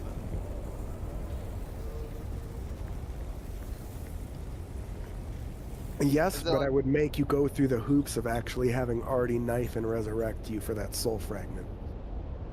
Okay. If you guys decide you don't want to play a character, and then decide you're just going to let the other two knife them 5 times each, to split up your soul fragments for the party, well, that's a sacrificial ritual, isn't it? And if you guys aren't making any specific plans, that means I get to have fun with it, doesn't it? Just keep that shit in mind if you play games with the system. I get to play games back. It's quite literally designed to be as fair as you guys are. The more you abuse the system, the more I do. No, yeah, but it's more for like the fact, like, let's say Artie's on One Life, and he really likes his character. I assume you mean the Then Samunta the and not consequence me. there might be some sort of But now that- revenant who wants to make sure he's I dead. knew you'd be back. Only a matter of time. Someone who, in the middle of a group fight, is stronger than the rest and will specifically target Artie. If he lives through it, then he's earned it. Actions and consequences. There's literally pantheons of gods watching your guys' actions and introducing X factors to fuck with you guys. Everything you do to gain an advantage will have a counterpoint. Remember that. The stronger you get, the more devious you get, the more devious I allow myself to get. There's still a baseline of challenge. I'm still going to do things like allow kobolds and goblins to use ambush tactics because, you know, they've become way less of a threat in modern day because people just send waves of them at people instead of having an ankle biter crawl out of fucking ankle-sized holes surrounding you in a cave once you're already 30 feet down. Suddenly the lights go out, a fucking rock rolls in front of the entrance, and a bunch of tunnels bust out of the wall where kobolds and goblins start swarming you from every direction. That's the kind of shit kobolds and goblins are supposed to do, not stand and fight you on an open field. They're more likely to run away, scattering and pretending to be scared so they can draw you into their fucking caves. That's why I have a problem with a lot of DMs. It's they don't read the character descriptions for like how the monsters behave, and they're like, why is this dragon so easy to fight? And because you're not using strafing runs with a goddamn flying creature, that's why. Why would I sit there and let the dude with the axe hit me when I can hover fucking 60 feet above him and breathe fire on his head? Yeah. Sweep back and forth, making passes of dragonfire until I fail to save. Then I start picking people up out of the group and dropping them from 100 feet up, while clawing them on the way up. Why the fuck would I land to engage someone as a dragon? That's idiotic in the extreme. That's so fair, though. Like, I keep hearing people like, oh, this monster's way easier than its challenge rating. Like, did you read the description of the monster's behavior? Artie, you were there on the pirate ship when I almost fucking TPK'd you guys at level 18 with a challenge rating 16 monster, the Elder Ooblex, the one that kept copying people. It's an ooze where it can jump you, weaken you, and then steal your template to start making copies out of you made of slime. Ew. It can fit into a quarter-size hole, and I ambushed these motherfuckers on a ship out in the open ocean. I copied like 4 people and then had the Elder Ooblex just sit on the bottom of the ship. It doesn't need to breathe. Just sending tendrils up with endless copies.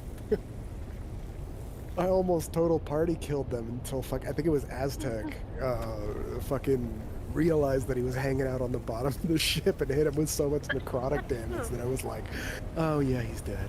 He was a necromancer in that series. That was great. Aztec makes a great necromancer. He's the one who actually spends his character's downtime stitching things together like 60-foot tall bone golems.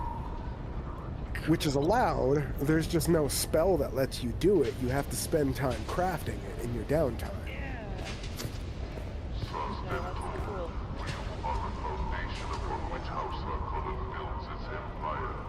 But yeah, no. The point I was trying to make is that everything has actions and consequences and stuff. Even this Yandere chick following you, Artie, if she does something utterly stupid, I'm gonna have to make up some charts for her that have consequences for her fucking insane actions too. while I'm holding you guys to high standards, I'm holding the NPCs to the same standards, which is part of the reason this world ended up as fucked up as it has.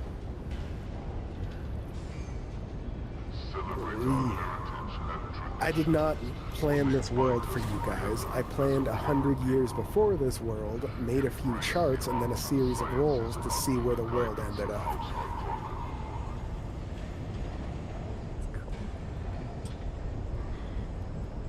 And that's where my fun as the DM comes, is having to adapt to shit like that. But that's a different conversation. Anyway, yeah, 50 XP to everybody for that narrative shit. I think my hope for the next session is to get into some like actual combat, maybe, or like have like a. Well, then perhaps you should stop fucking arguing with everybody you meet on the street and making it take an hour just to walk down the street to a guild hall. I'm not complaining. I'm not complaining either. I'm just pointing out, if you want to get to combat, maybe stop convoluting the social stuff. I'm more than happy to run either one, but in this instance, I'm not going to push you towards either one. The reason you guys haven't gotten to combat is because you haven't pulled your head out of your ass long enough to realize you're the one delaying your own combat. Yeah, I know that. It's not my fault you guys argue with every single fucking NPC you come across. It's still better than murder hoboing, but you literally argue with everyone you come across, make every interactions take a minimum of half an hour, and you're like, why are we at combat? To be fair, I feel like this episode was pretty murder hobo. We killed 2 people. But there was no combat because you just kind of knifed them. Like, and you knife 2 random fucking regular ass people on the street. Honestly, if somebody who was above your level had picked a fight with you like that, they'd have just skipped the point where you had the chance to react and bitch slapped your head off your shoulders for talking back.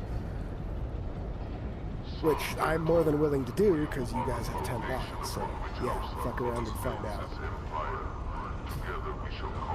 Even if you're on your last one, you had 9 more before to learn the lesson, and if you haven't learned it by now, well, good luck.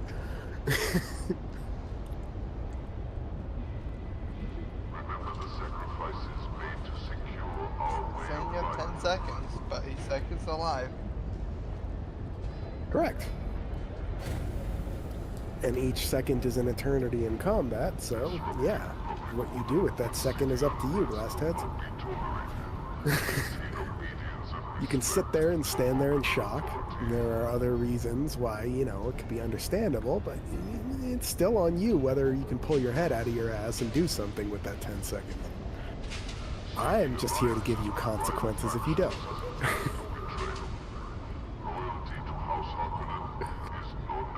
Frankly, I have fun either way. Whether you guys go through or don't, fail or succeed, it's epic for me either way, because, yeah,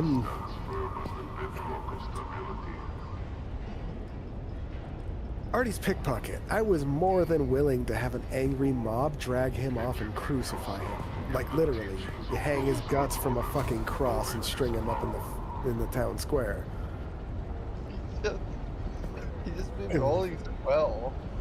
But that would have been the first of his 10 lives. I'd like to see an angry mob trot. Really? Because I'd be more than happy to start the next session with a bang. You're inside the guild house right now, so maybe starting it is a stretch, but nothing says they can't wait outside for you. That's not against the rules. Just going inside to pick a fight. And even then, that's just the guild rules, and that's just because nobody wants to cross the guild. Because they know there's fucking consequences.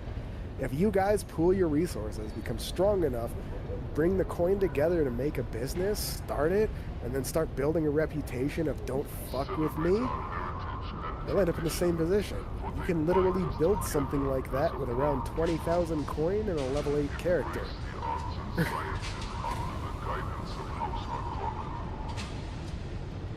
20,000 is what you need for a guild hall, and level 8 is around the point in this particular game where you can hang out on floor 1 and comfortably lord over the peons. We want to be. You can definitely survive floor 2 before level 8. But level 8 would make you a god on floor 1. I know that, because the leader of floor 1 is level 8. Not the boss you have to beat to get past him, or the administrator. You really don't. Each floor does have an administrator. That's common knowledge down here in the Proving Grounds. And there's another piece of common knowledge. Do not fuck with the administrator. The last time someone screwed with one of the administrator, they just deleted the whole floor and started from scratch.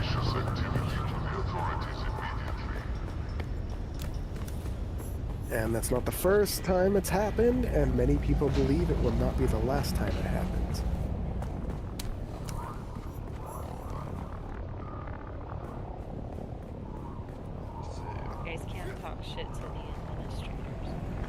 Yeah, I know you guys are used to running roughshod over town guards and stuff, but don't... Again, the watchword of this particular campaign is consequences. I don't give a fuck what you do. You do you, Bruce. Have all the fun you want. Do whatever you want. But there are consequences, and not necessarily ones I have to inform you of.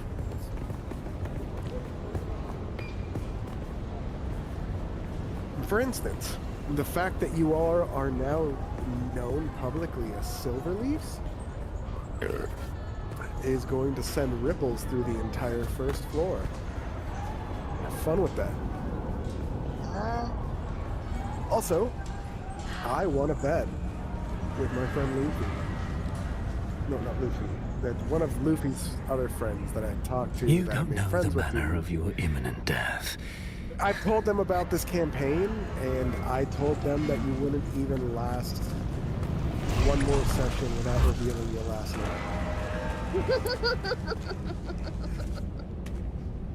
I let you guys know that one of the NPCs knew it, and that you could definitely prevent it. No. You know, I was gonna be nice and say, hey, maybe I'm a little biased and I shouldn't be pushing it, but then Artie jumped right into the fucking deep end on that one, and I was like, No, oh, well, if you're gonna jump in that deep, I won't feel bad. So yeah, thanks, Artie. I owe you one. Correctly. I can't, in good conscience, give you an advantage as DM, but outside of this game, I owe you one. You helped me win a bet. You are well.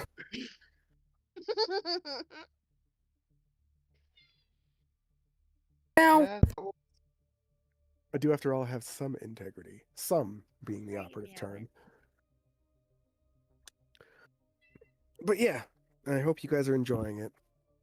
Yeah. I apologize for missing the last week. I have had some issues with sleep. Even today, I had some issues with sleep. Back to the conversation with medications. I'm still waiting for my medications to arise. No, go fuck yourself. Dude, Artie, after I've seen Sam become and what he is now, I refuse to do anything more hardcore than just don't do as much fentanyl as Sam.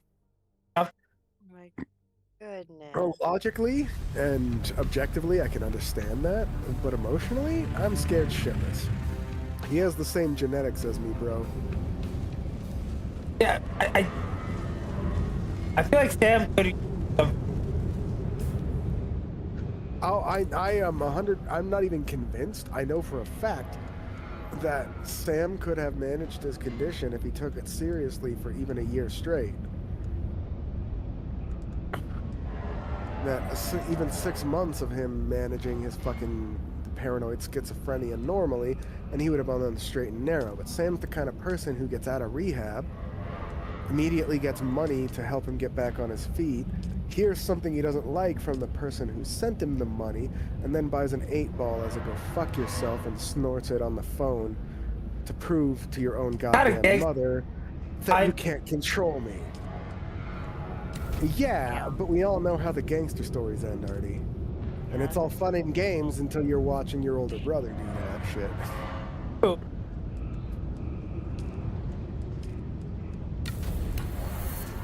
Then Simon's like, I gotta conceal carry, and I'm hearing from fucking my mom and sister, like, oh, he got to deal with Sam. And then I talked to Simon later, and he's like, no, it's because Jews aren't safe nowadays, bro. Oh my god, he's still on that? Dude, he's been on that since we were like 8. Not a victim. Stop, tell him to stop acting like a victim. Simon, I told There's no Palestinians in fucking West Hollywood. Artie, I told him the same thing I told him since we were kids. Nobody's safe. If you're gonna sit there and start treating other people like shit over the delusion that they're gonna do something to you at any moment, then you're the person who needs to people to keep them safe from. You remember that shit with fucking that Darren and the 2 Mexican boys that were fucking just eating ice cream? Where they're like teenagers, fucking teenagers. We're sitting there after a movie. We went to the Cold Stones next to it.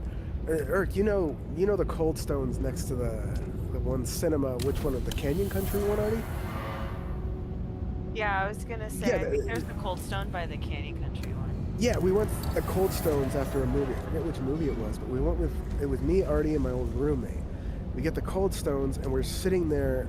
Oh, you could have at least said bye. But,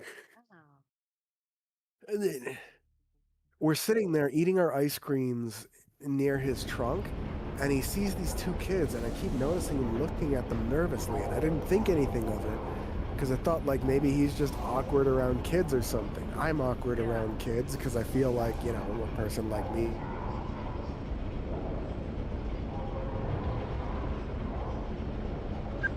Yeah, he cut out at a person like me.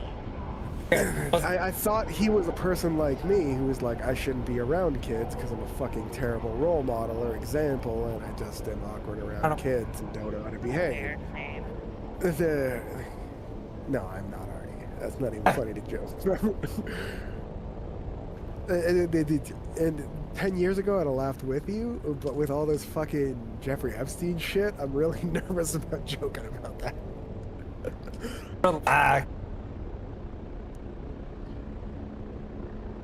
Hey man, it's all fun and games until you realize that half your leadership really is into CP.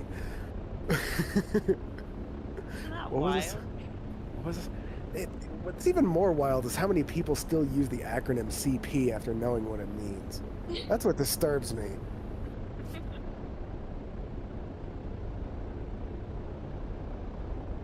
Yeah, what was I saying a second ago? Cold Stone and the... Right. Oh, I thought he was just being nervous because he didn't...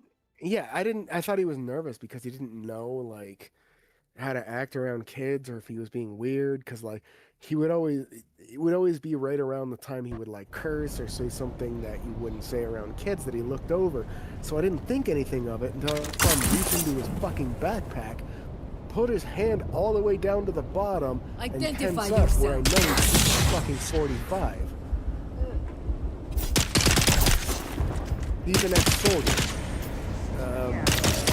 In Afghanistan or whatever, I think he served in Korea and the DMZ where he actually did see combat. He showed me combat footage of his people getting fucking ambushed by NVA guerrillas.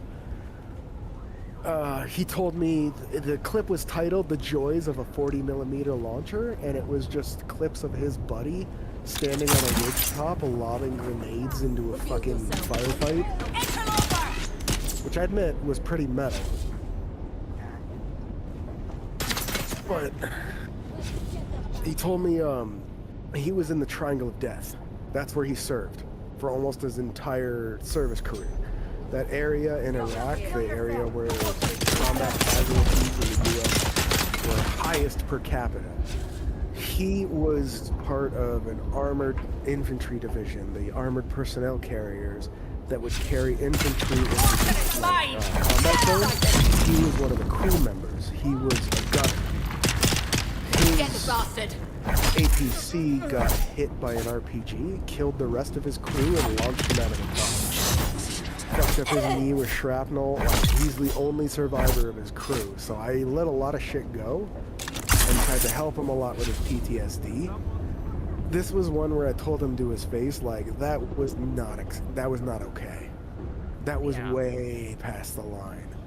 They were just two fucking kids sitting there eating ice cream, bro. And he's like, well, you never know how, you know, you never know where a threat is. He started giving all these things about how he was trained in combat. And I just looked at him and I asked him one question. If they were white, would you treat them the same? And he didn't answer me. No. He did that thing already. You know what I'm talking about. He just tightens his jaw, blinds it, and then doesn't look at you for the next half hour.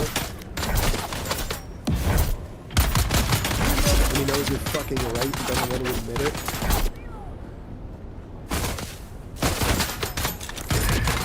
Yeah, he was about to draw down on a couple of Mexican kids for being Mexican on a Tuesday. Yeah. I had an old roommate that was a vet. Iraq War. He was weird. I can do weird. I can do Eyes elf on enemy. Yes, Steve. with weird. Erica, he drew a gun on me more than one time when I came home at like 4 in the morning. And every time he tried to apologize, I just shrugged and said, I know you have enough trigger discipline to call out something that I know the response to before opening fire. I don't really care.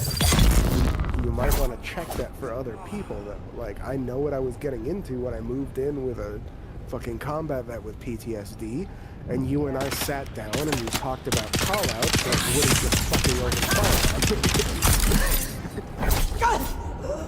Like, I don't care, but that's definitely something you need to work on, bro. Yeah. And then he never really took me seriously. He asked me to talk to his, when he became a cop, he asked me to talk to his recruiter. And I told him, like, straight up, I'm not going to talk shit on you, but I'm also not going to sing your praises. I'm going to tell him the truth. Are you okay with that? He was like, yeah. And the truth I told him was like, I think he needs help. I think he needs a support system around him that can help him deal with the bullshit. Specifically, him dealing with every fucking brown person around him like a threat. I understand why he did it, because he was out in Afghanistan where the only pasty white people were allies, and even the other brown allies were people that you were supposed to look at with, like, scrutiny because they were local contractors, but that's not healthy for the rest of the world. He's been to a few places where you learn about your enemies. I've been around the globe 12.5 times. I know enough to know that every fucking shade of brown doesn't mean the same thing. I can find the same shade of brown in Mexican as I do in Egyptian people. It doesn't mean they act anything like the same fucking person. I can find the same white shade of white here in California as I do in fucking Norway. That doesn't mean they eat surströmming.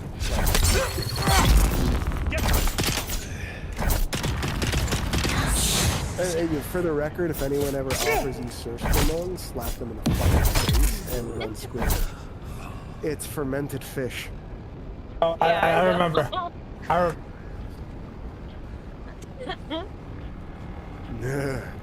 I've had fermented Greenland shark, and if I'm gonna be honest, it tastes like a kind of gamey swordfish. It's not bad.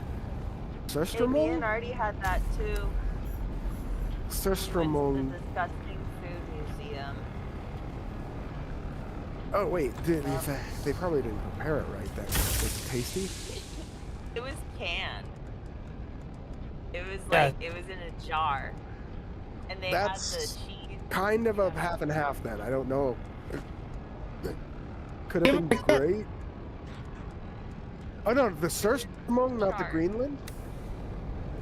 Are you talking about the shark or the surströmming? Yes. Shark. Oh, okay. As I was about to say, there is no world in which surströmming is fucking tolerable. No, they also had that. I didn't. I have. Yeah, I ate a lot more stuff. I did it at a Viking bar in Oslo, where I had to do a bite of surströmming, a shot of the oil it was fermented in, and then a shot of whiskey.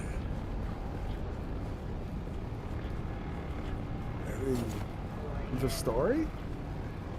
I think that's just honestly, Artie.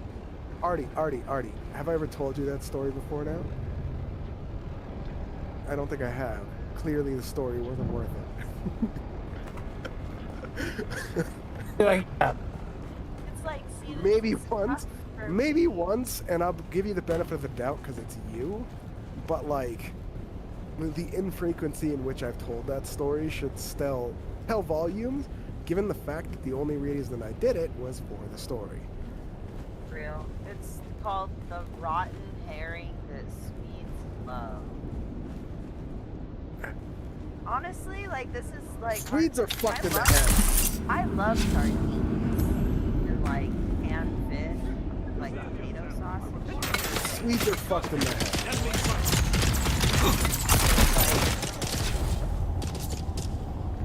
There's a reason all the raiders and everything like that came out of Norway, and all the weird fucked up incest and fermented food came out of Sweden.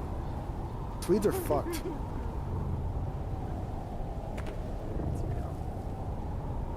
I'll make fun of the Swedish till I want. I have Swedish blood. Right?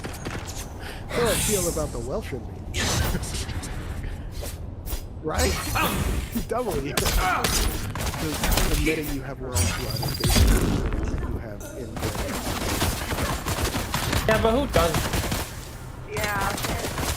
Mexicans.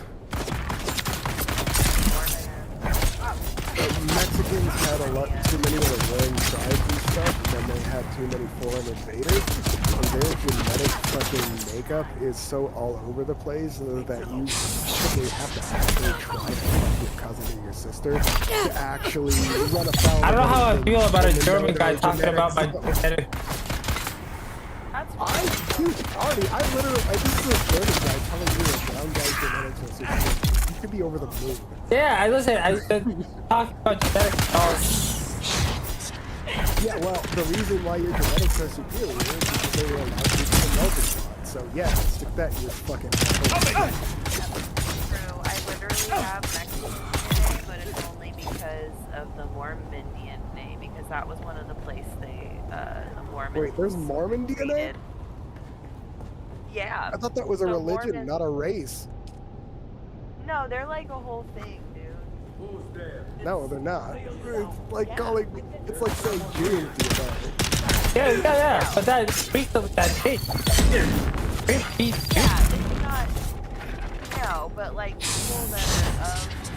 Maybe according to you, Gentiles. Enemy sight. As somebody who sees himself. Oh yeah. To the whole exile after the John Smith thing. Exactly. And they incorporated That's as how many I ended up quote-unquote bloodlines of the lost that we could incorporate into our flock, as the shepherd quote-unquote at the time put it. Trust me, I've read enough Mormon ideology to understand what you're talking about. I just still think it's bullshit.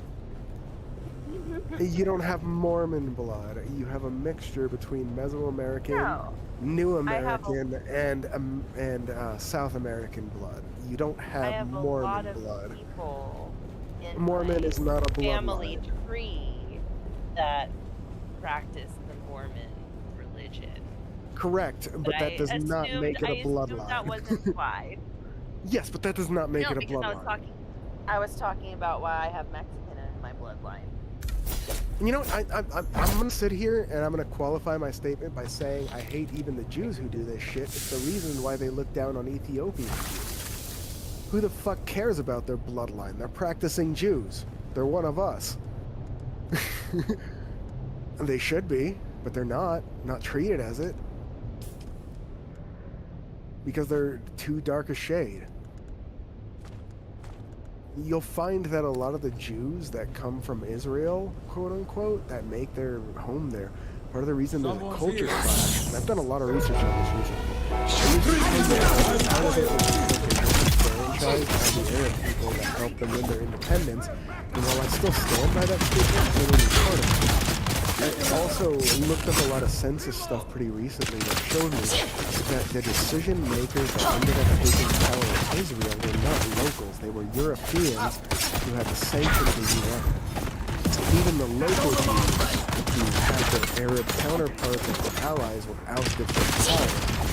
Even the Jews who sat there and opposed peace were pushed out by the fucking maniac genocidal fucking European Jews.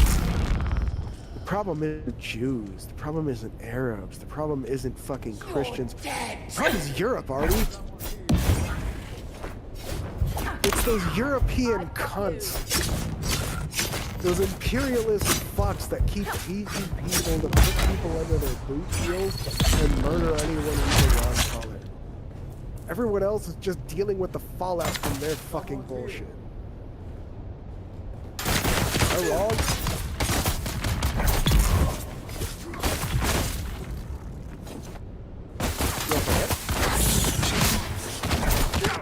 Yeah, no, dude, I'm Brand. I thought you all knew.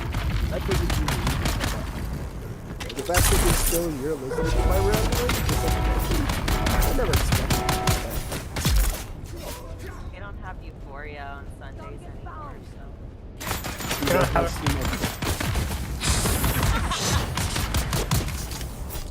Game of Thrones stuff. I know.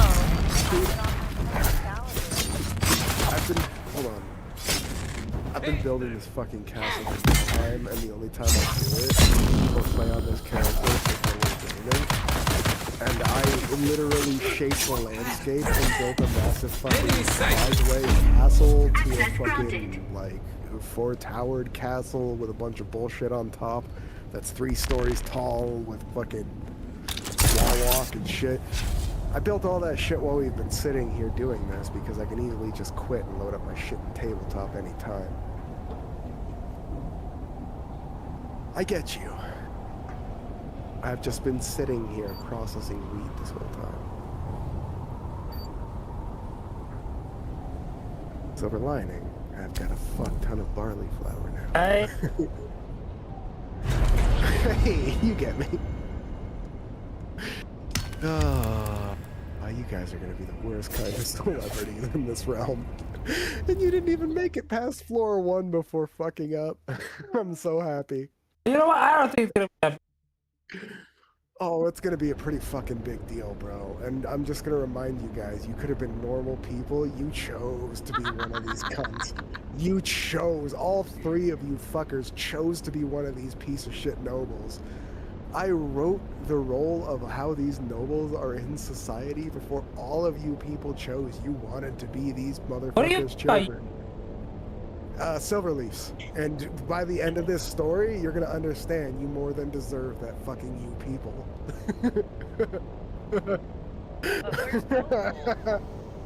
Exactly. See, Urka gets it. What else would we do?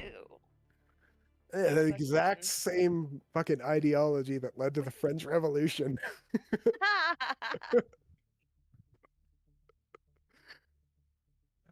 Seriously, part of the reason I keep asking you guys if you guys are having fun, if you guys are liking this, is because the sheer amount of joy I'm gaining.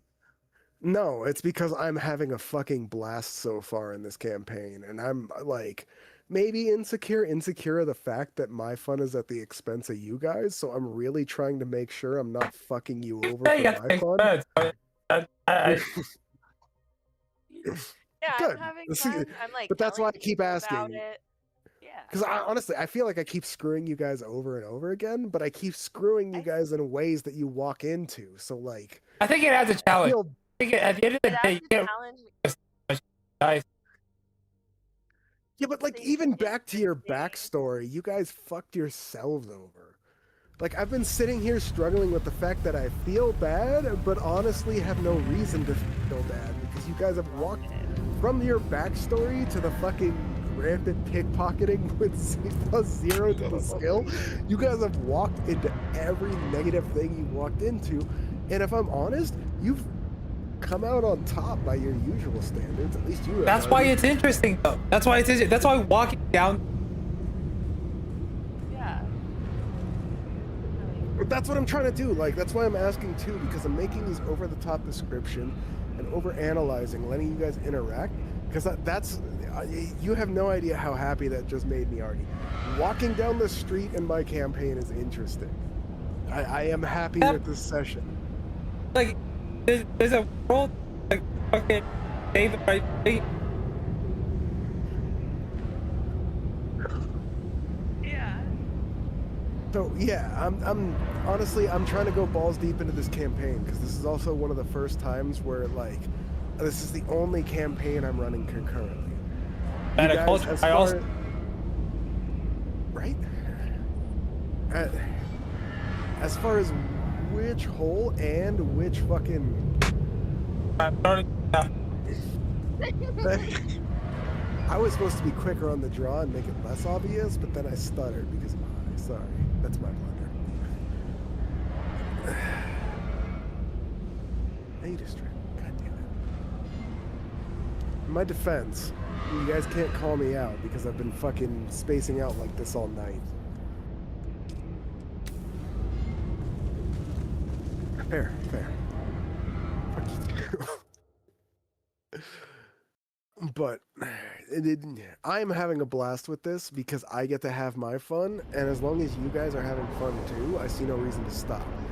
My questions are more geared towards making sure you guys are having fun.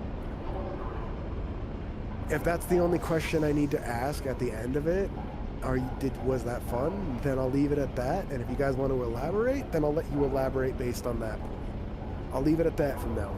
Did you guys have fun?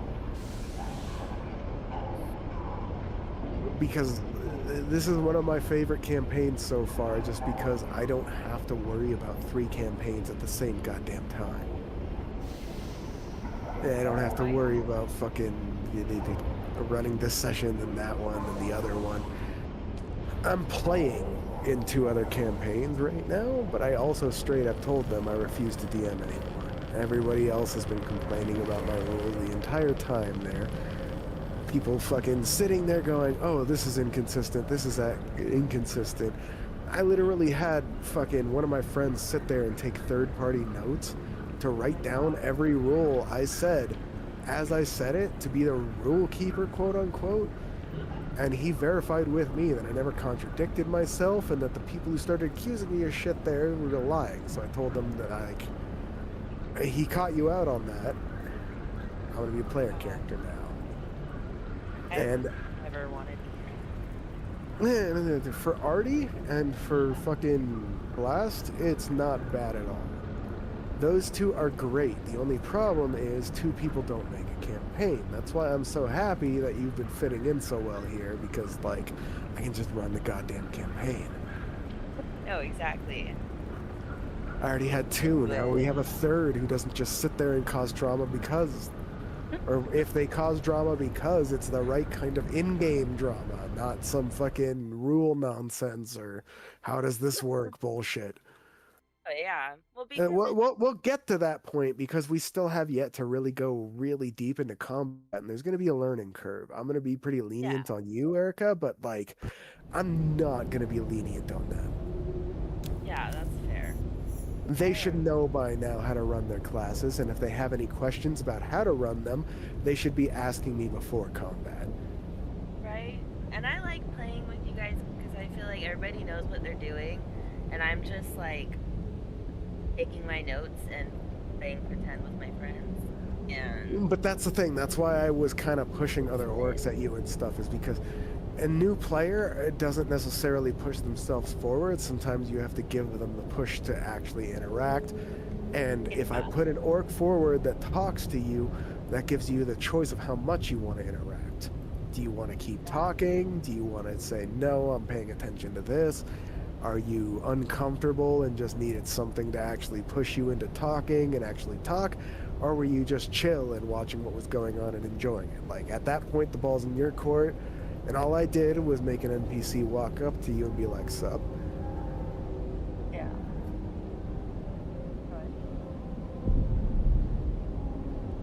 And before you guys criticize, that's literally how you ended up with your demon friend in the last campaign. The one who kept making fucking deals and ended up as a central part of your bullshit. He was just a random tagger on in your guys' campaign until you started interacting with him in depth. I decided to flush him out as a character and made the roll on the chart and found out he was a demon in disguise. And then you guys found out, and we're like, oh, that's what's up. Let's start making deals. To be fair, he really was probably the nicest person in that world. Even now. Like, everybody in that world was an absolute shit. He was probably the only one who would tell you to your face, like, yeah, no, don't trust me, don't trust anyone. I'll fuck you over, but I'll at least tell you to your face that I'm fucking you over. And that's not something you can expect with other people. That was the kind of character he rolled out as. But again, that's what I do. When I set up campaigns, that's why I like watching these worlds flush out and people interact with them, because I didn't make this world. I set up the basic parameters, then made a series of rolls to see how it turned out and what state it was in when you guys were introduced. Now I get to see what you guys do to the world after all those rolls. It's a bit of masturbatory theater on my part, but part of my fun, so fuck it, right? I feel it. I'm playing The Sims, which is what I'm probably gonna do right now. I'm probably gonna dip over to Rogue Trader, because I'm in a bit of a manic attitude at the moment if I'm talking this much. And that's perfect for an isometric RPG where I have to read everything.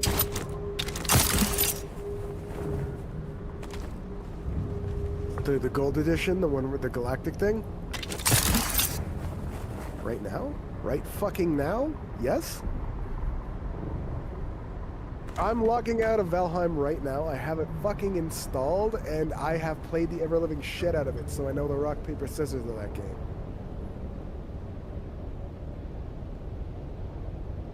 You do you, bruv. I might check and see if I have all my snacks and everything ready, so I don't have to dip away. Have fun. Good night. Thank you.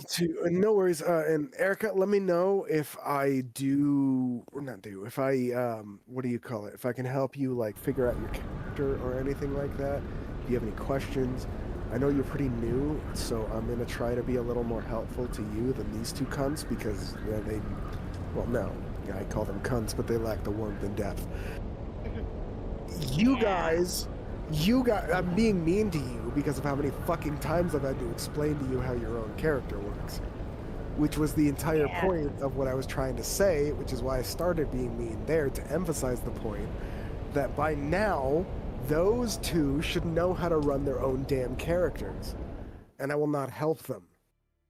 You, I have a lot more lenience for on how to run that stuff. And to be fair, Artie, that's a little unfair to throw in your face, because in the starting combat, you didn't need any help, so thank you for that.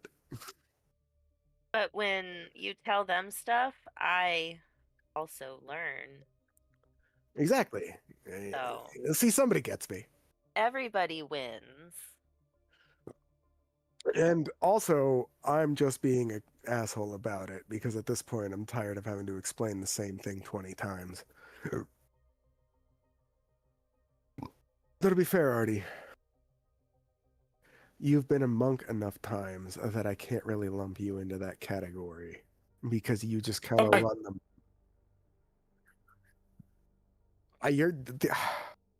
Stop tempting me to kill your character.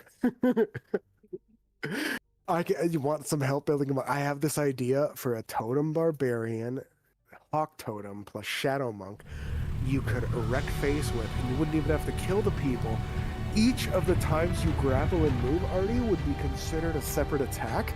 And every time you attacked with your monk flurry, you could grab a different person, jump 60 feet into the air, and let them go to take fall damage. You could take a whole crowd of goblins and just let them take fall damage to death. Just bam, turn one, instant fucking 6-man death squad. You can grab 2 goblins in one strike because they're half your size. Right? But yeah, no, don't tempt me. I'm more than happy to help you make a broken monk.